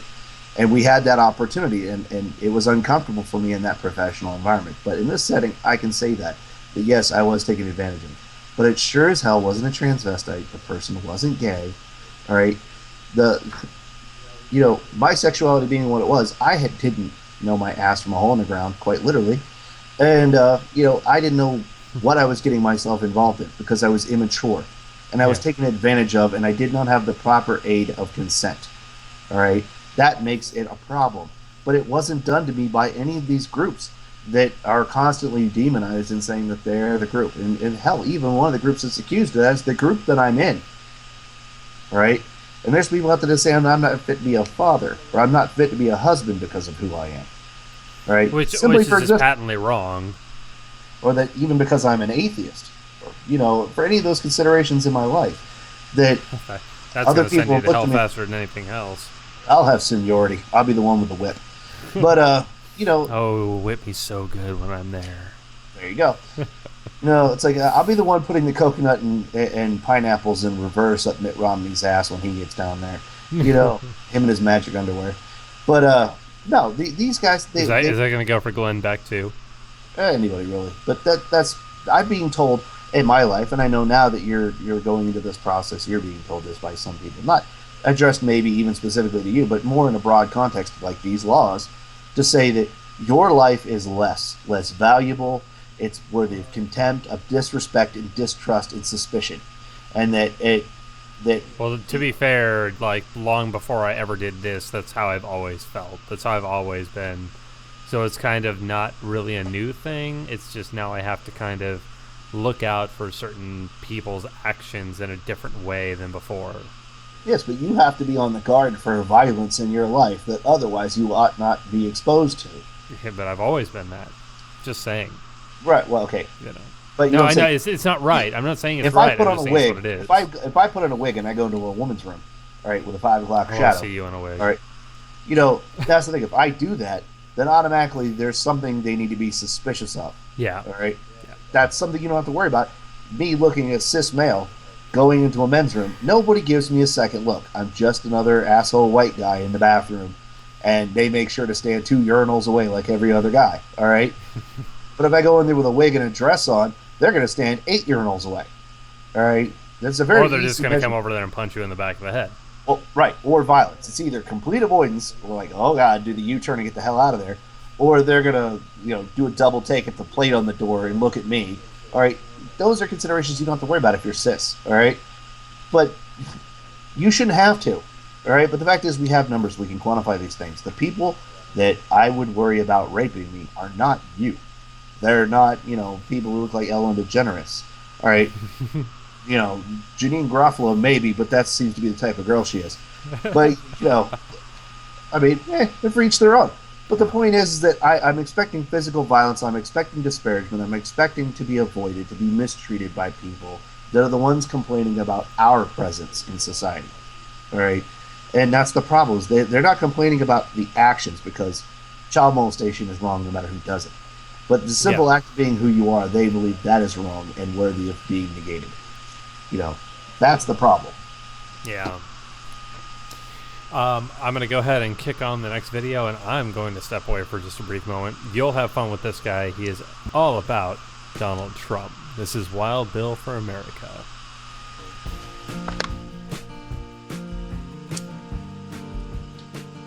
One of the problems with government is that way too many politicians get involved. Way too many lawyers get involved. Hello everybody, Wild Bill for America here, and I say it's time to bring a little common sense back into American politics. The federal government has degenerated into a mob dedicated to their own greed and power, dedicated to shoving immoral agendas down our throats, and not really giving a hoot that their policies and practices are driving this nation to collapse. The last thing America needs is another power-hungry politician in the White House. The USA needs a CEO, an experienced chief executive officer with a track record of success and the drive to turn this nation around, restructure the foolish and wasteful departments, and throw out the dirty deal-making and replace it with common-sense business practices. America has two choices in this presidential election: a hardcore left-wing extremist, power-hungry career politician, or the most successful chief executive officer in the country. Now, the dumbest, most ignorant, and the most foolish statement going around today is that there is no difference between Hillary Clinton and Donald Trump. If you hear anyone make that statement, you can write that person off as permanently untrustworthy. They're pen pals, clearly have demonstrated that they have no concept of the issues. For the first time, we have a political candidate who tells us what he thinks, instead of giving us carefully crafted sound bites on what he thinks we want to hear. Now, some howl about Trump's big mouth. I say it's a refreshing change from the carefully crafted manipulation that we get from all the other candidates. Now, when both the Democrat and the Republican establishment hate your candidate, I'd say you've found the right guy. When those who hate the American flag are showing up at rallies to viciously attack his supporters, I'd say you've found the right guy. When black thugs put out the word that if your guy is elected, they will riot and burn cities all over the country, I'd say you've found the right guy. When the blood...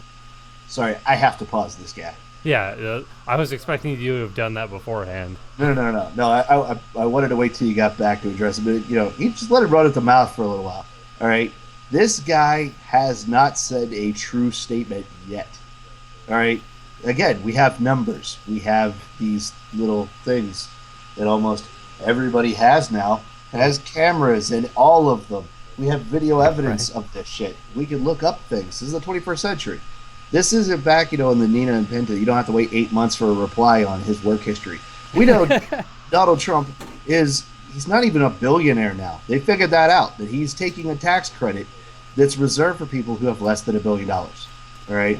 So, why do you need a tax credit if you're making less than $1 billion fucking dollars? Well, no. What I'm saying is, He's not taking. They looked at his tax returns. He's not taking tax cuts that are usually reserved for the ultra wealthy or ultra high incomes. He's taking tax credits for people who make less than $500,000 a year. All right, and he's taking tax credits for people whose total worth and holdings do not exceed $1 billion, meaning that his income is not representational in what he says. He's not a billionaire. He's failed at literally everything he's ever put forward, other than being in the WWE Hall of Fame. All right, we have this information. We can fact check, and we have numbers, and we can go back in time and say, okay, this guy was at Hillary's wedding. All right, or Hillary was at his wedding. All right, he was a Democrat until recently. Yeah. How is this guy not ambitious? He knows that he's set for life, no matter what comes out about him if he becomes president. Yeah. All right.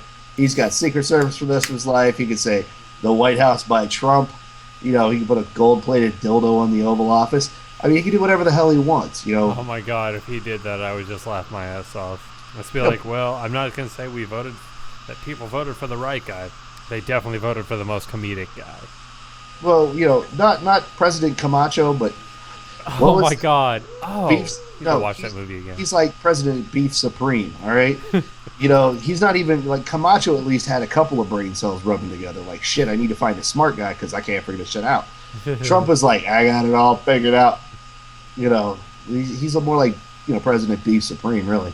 But I need to watch that movie again. But this guy has not said a single verifiable fact yet. The fact that he even calls Hillary Clinton extreme left wing is so fundamentally ignorant. You can't even address it. It's like you can't tell people that they don't know what they don't know. Yeah, right. Like, to even educate them to the point of understanding the problem. But here's the thing: half of the problems he's listed out already, I agree with him. All right, I agree there's corruption in the government. I agree that people are lying their own nest. Yeah, see, that's the thing is I thought that you would agree about some of the early points, in the video, but that towards the end he would start, or like the middle and the end, he would start saying things that you would start like really disagreeing. That's why I kind of picked this one for tonight. Yeah, but at the beginning, I mean, I can agree with him. The left and the right can heavily agree on a lot of things, just not on the prescription for the problem. All right. Yeah, that's usually the issue. Right, and the difference is basically the progressives and liberals and socialists are saying, hey, let's put some Lamisil on your feet for your athlete's foot. Let's get rid of it. Let's put some medicine on there. And then these people are like, nah, you just stick your foot in a pig's ass for 3 days under the full moon and you'll get it. All right? Because it's all superstitious bullshit. Exactly. That's what we get. We don't agree on the prescription, but we agree there's a disease. Speaking all right? of prescriptions, I should take mine. Yeah. But, again, that's the point. I mean, let's hear what this guy has. Thirsty Islamic leaders threaten more attacks. If this guy's elected, you've found the right guy. And there you go, everyone. Pay careful attention to those who call themselves conservatives, but who are going all out to sabotage Donald Trump. What is their motivation? Why would they help Hillary Clinton? And I don't care how loudly they claim they're not helping Hillary Clinton. They are helping Hillary Clinton.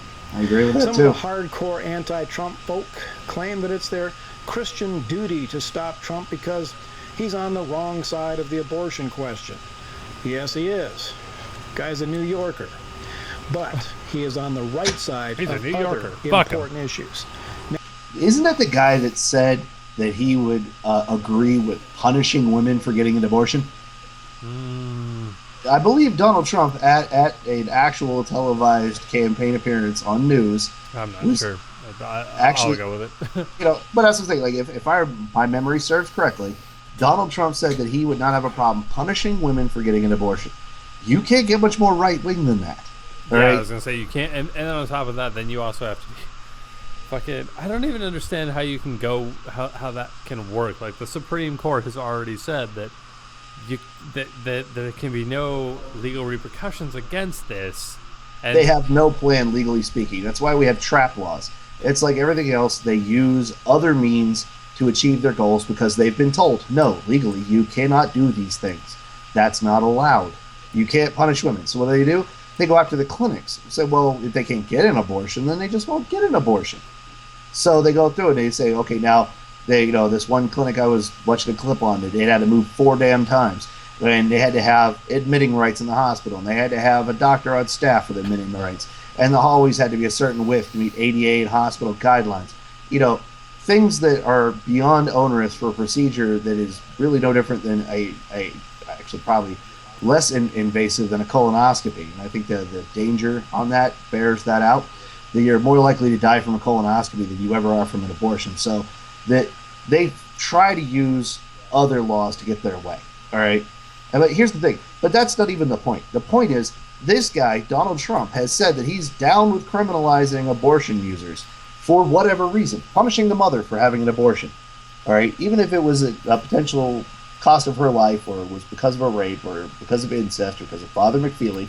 That's the fucking thing that bugs me the most, I think, is just because, and sorry to interrupt you, it's just a matter of, it really fucking bugs me that they don't ever look at any form of fucking nuance. It's just, X is wrong, so we need to ban it, or we need to make it illegal. But they never look at any form of fucking nuance in there. Oh, what if they've been raped horribly? They're, or the mother's about to die from it. No, the life of the child is suddenly worth more than the life of the mother. Mm-hmm. And what fucking sense does that make? Because they're not going to fucking help raise the child. Nope. It's going to be another kid starving to death. Mm-hmm. Or just dead from illness, or say that the child is having serious medical problems. Yeah. That the child wouldn't have survived to the full term of pregnancy anyway.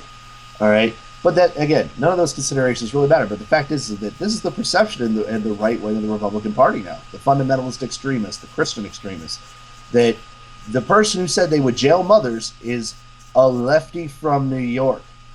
All right, think about that statement. He's a lefty from New York, and Hillary's just the Antichrist because she's so far left. Like she has a fully, sculpted Karl Marxist mustache around her vagina. All right. The fact is, she doesn't. She wore a $12,000 jacket to talk about poor people. All right. Yeah. She's as far from left wing as humanly possible. She voted with Republicans so that we could continue using cluster munitions in populated civilian areas. And that was in 2006. Then our own State Department, under Hillary Clinton, sold that same M26 cluster munition to Saudi Arabia as part of one of her Clinton cash for weapons deals, where the Clinton Foundation got a sizable sum of money from all over Saudi Arabia, and then suddenly the State Department authorized hundreds of billions of dollars in weapons sales to them. Now those same weapons are being used in Yemen to kill small children. Right? That's a war crime that our government has been complicit in. Democrat and Republican, as far as politicians go, it really doesn't matter. It's corporate versus us. But they keep wanting to think that their side is not going to do it just as bad. And hell, Hillary's foreign policy is to the right of Donald. All right? Yeah, it is. That's the funny thing, is that she's talking about a no-fly zone that will get us in direct combat between NATO and Russia. She's talking about attacking Iran for the benefit of Israel. This is not something you can just brush aside and say, it's not the big deal. Children are being cluster bombed using weapons that she knowingly sold to a regime likely to use them against civilian targets. She made a decision, her department made a decision, to allow that deal to go forward. It's the same thing with our drone program, enhanced interrogation, any metric that you could say that corruption is more of the influence than the politics of the individual. And she sure as hell isn't lefty by voting for the Patriot Act twice. But this is how far to the right that the Democrats have run the Republicans up against the wall. Yes, as public opinion has changed, more and more people who used to find themselves in the conservative position have moved to the Democratic side and are really just old guard Republicans in the Democratic Party. Yes, they're fine with people getting abortions, and that's pretty much their only difference. But now all that's left is the crackpots. That's it. Donald Trump gets 30 to 40% of the total vote of the Republican Party through the primary process. That means that 1/3 of 21% of the country voted for Donald Trump, and that he is one of two choices that we're allowed to have. But it's not Donald Trump that gave himself $2 billion in free media. All right? Yeah. That was corporations that know that under Donald Trump, they're going to get the whole cookie jar. Yeah. Under Hillary Clinton, they might have to give a half a cookie up here and there so she could throw a bone to the liberals. Or she might fund some abortion clinics. But they know they're going to get most of the cookie jar with Hillary. Bernie's to the right of me. Jill Stein is to the right and more libertarian than I am. Maybe a little bit less militant than I am on the environment. But the fact is that, to go to Hillary is to become so far right-wing as to lose my identity. All right? That's why I won't vote for her. And Trump is so far to the right of her, but they still complain that he's a lefty from New York. That's a problem. That's an educational failure. National security, the debt crisis, the U.S. military, foreign trade deals, the out-and-out invasion of illegals and terrorists, and the prosecution of corrupt political hacks like Hillary Clinton. We are not hiring Trump for his ability to pray and preach and be America's minister-in-chief. We're hiring him to be our chief executive officer, a post for which he is absolutely qualified. Hillary Clinton is on the wrong side of every issue. So shame on you supposed Christians for refusing to lift a finger to stop Hillary Clinton. Most of them. So, to reiterate, anyone who says there is no difference between Hillary and Trump has proven that they are completely ignorant of the facts, or worse, they like just you? don't care about the facts. Yes, this is the guy who's been using nothing but demonstrably and provably false statements the whole time. Now, again, you see that the progressives and the liberals and this guy agree on a lot of bad things. Cancer is bad.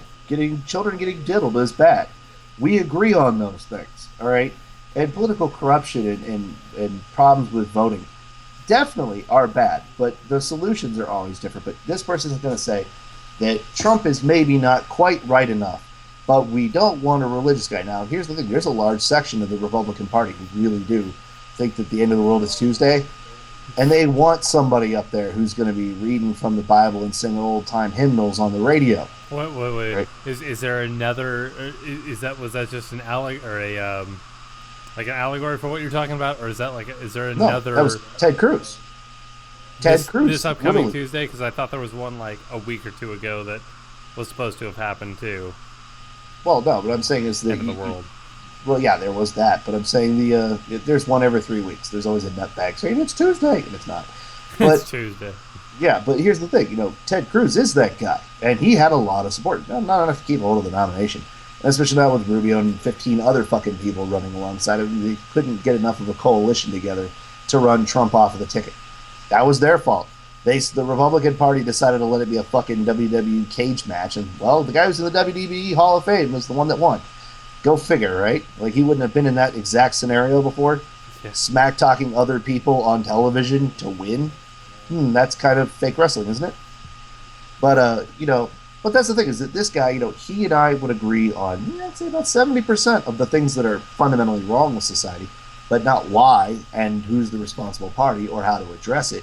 Yeah. But it's a failure of education. At least they know in their heart, well, poor people not eating is a bad thing, but they don't agree that the government should have a part of it because they believe all potential forms of government is corrupt. Because, well, unfortunately, democracy is the best system we have yet. All right, it's still not great. And instead of evolving and trying to come up with a new idea, something that can change and say, well, this is the new model. This is how we're going to respect one another and move forward and make sure that the things that we have problems with are addressed. And we have responsive government, even if it's directly us. We can make those decisions on our own. But we wouldn't agree on, other than the necessity of that. If I try to say, well, I have a system that I'm trying to put together, and you're having a system that you want to keep using, why are you continuing to use the system that you know for a fact isn't working for you?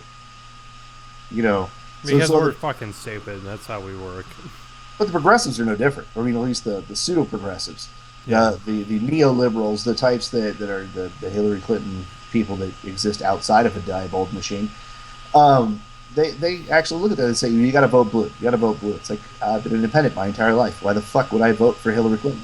I didn't like Hillary Clinton in 2008. I didn't like Hillary Clinton in 1998. Why the hell am I going to vote for her now? Because the boogeyman? Correct me if I'm wrong, but those of us deployed went to places where people are a hell of a lot worse than Hillary Clinton.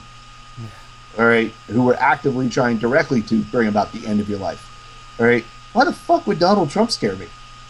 If he tries to do some crazy shit, the military's not going to follow him.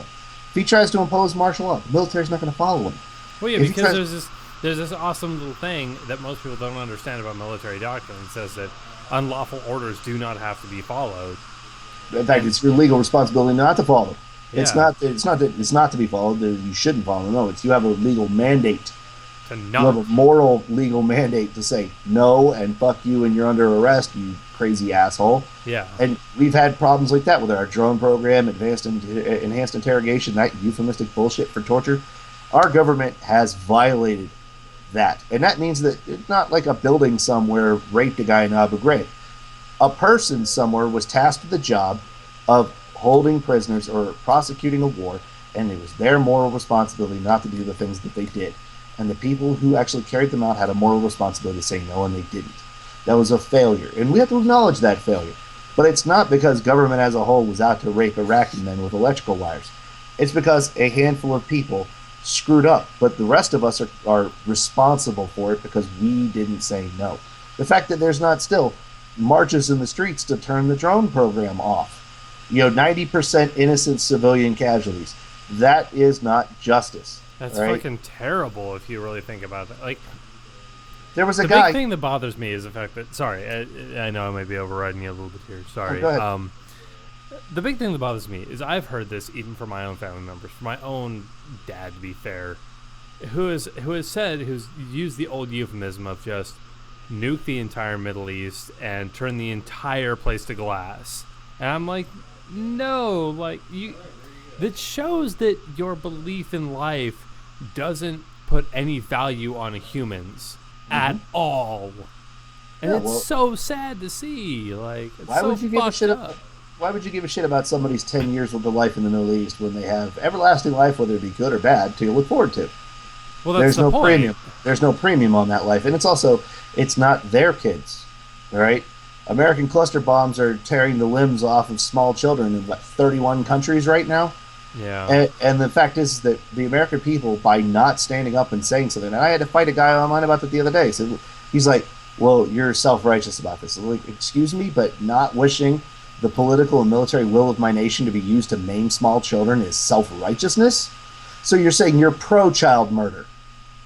That's the thing. Is it if killing this child doesn't bring about the end of a war? Hiroshima and Nagasaki weren't even meant for that. All right. Bombing the civilian populations were all about military strategy. We demoralized the military force. They stopped fighting.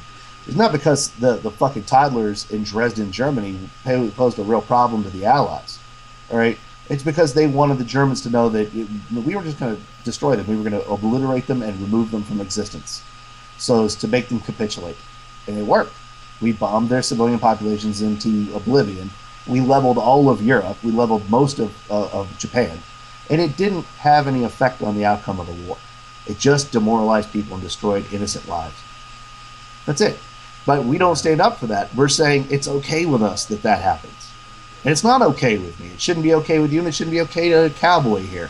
It's such that's one of those things. And it's really funny because we know that Obama went and did the what some people are calling the apology speech to Japan over the whole bombing thing, and I don't necessarily know where I stand on this, and the reason is because it's such a fucking hard issue to really wrap your head around. Like, yes, we bombed these two cities in an attempt to try and stop the war.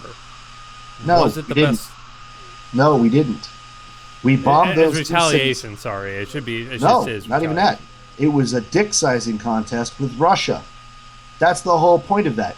That the Emperor's emissaries had already started to make contact with the Allies about ending the war. They were simultaneously preparing their population for a land invasion by the Allies because they were already being aerially bombarded on a wide-scale basis. Have you ever seen the Grave of the Fireflies? No. Right? We firebombed whole cities. The whole point was to burn people alive. All right? The Emperor's forces were already trying to talk to us and say, we would like to surrender. What are your terms? What can we talk about?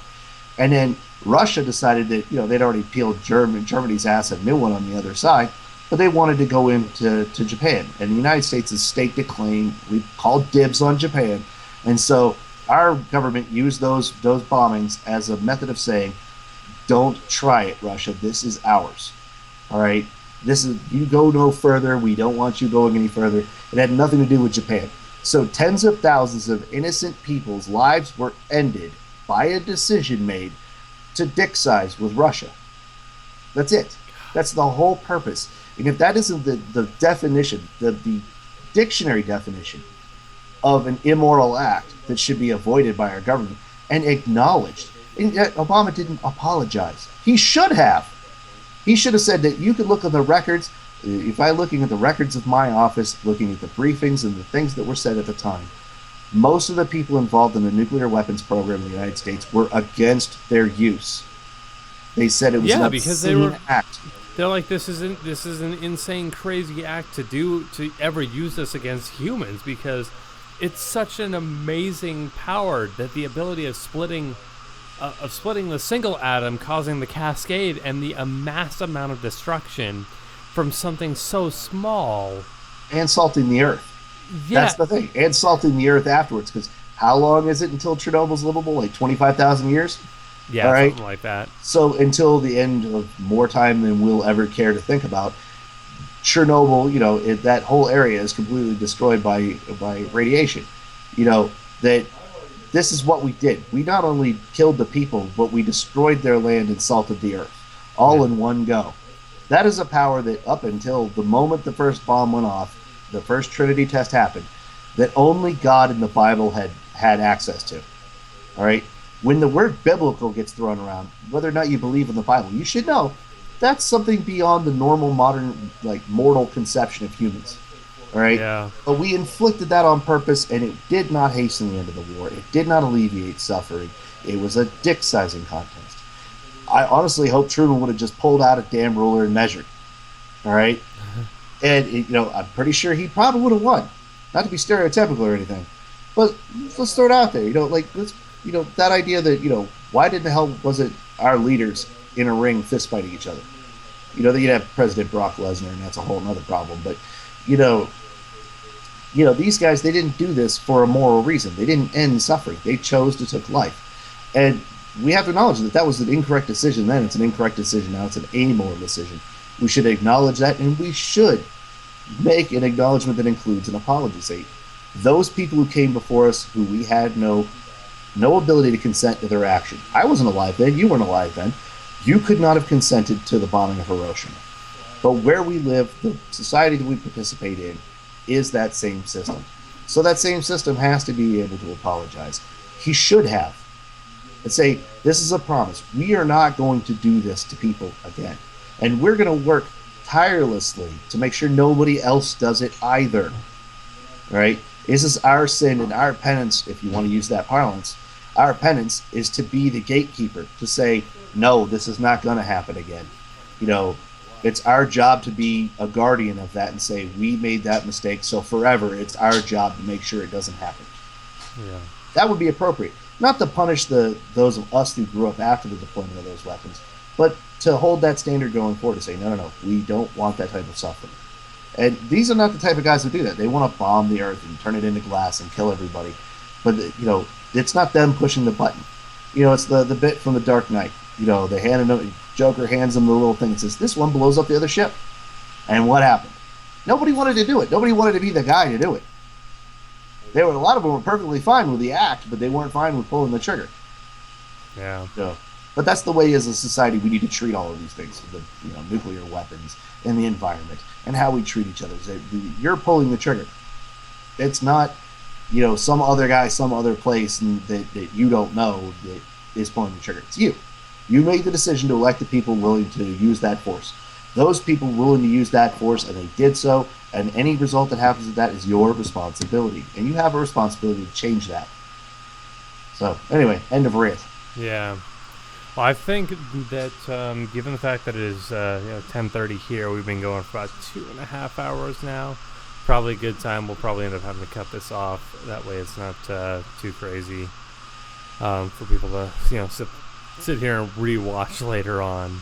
I get you. But we hit some seriously deep water, so. Yeah, we did. I think we belly flopped into a few topics that at this point, man, it hurts. That's all I can say. Yeah, so I'm fine with cutting it out. What's that? I'm fine with cutting it there. Yeah. All right, everyone. Well, I hope you guys enjoyed the podcast tonight. I know it was it was very long-winded in some aspects, but I hope you guys really enjoyed it, just because I think these kinds of things are important that we talk about, and this is why I kind of like doing the podcast. even if we only got through, 3 videos in total out of the 6 that we had. We didn't even have that much. We're not talking about Macy's Day sales. We're talking about the core of the soul of our species. I think that bears some discussion. And I think it's a discussion we will continue to have, and maybe I'm trying to see about whether or not we can try and do this a little bit more often, i.e. maybe do this once a week instead of once every 2 weeks. And whether it just be a matter of an online deal like we're doing right now, or, having Briggs in the studio and stuff. And I do believe that my hubby here has our iguana attached to his, yeah. People will see it on the video. Oh, I know. No, I'm saying that should be your universal cue. And the last 2 times I've been around on here, the hubby's brought the iguana around. It's pretty much the end point. So the iguana is actually our end point of the show. Every time you bring the iguana around, that's when we have to end Perfect. All right. But that's usually when you end the show. Yeah, right. All right, well, I hope you guys enjoyed it. I hope you guys come back. For any of you who haven't already, subscribed to the channel so that you guys know when more stuff starts coming out, because I do intend on trying to do this a little bit more often. Be sure to look up my videos where I'm just talking about whatever, mostly about some of these different topics as it is, on my channel at Burnout 2027 on YouTube. Of course, I put up a new Twitter account. It's an amazing concept. I've actually stepped into social media, as scary and terrifying as that is. I have 1 follower. Well, 2, technically, but one's Briggs, so it's like it doesn't really count. So... Oh, okay. That Reddit is the way to go. Okay, so Front page of the internet. maybe that's another one we'll go to eventually here, but at this point in time, yeah, so we got that. I'm going to look at trying to build a Facebook page for us so that you guys can follow us on the Burning Minds podcast on Facebook, but for right now, that's not up yet. So you got my videos at Burnout 2027 and Burning Minds podcast stuff. Twitter for Allison via Burnout, just because I just mixed the name. It worked, I think. I don't know if it did or not. Don't really have too many people on there yet, and I don't tend to speak too much on there. Kind of feeling Twitter out. Never done it before.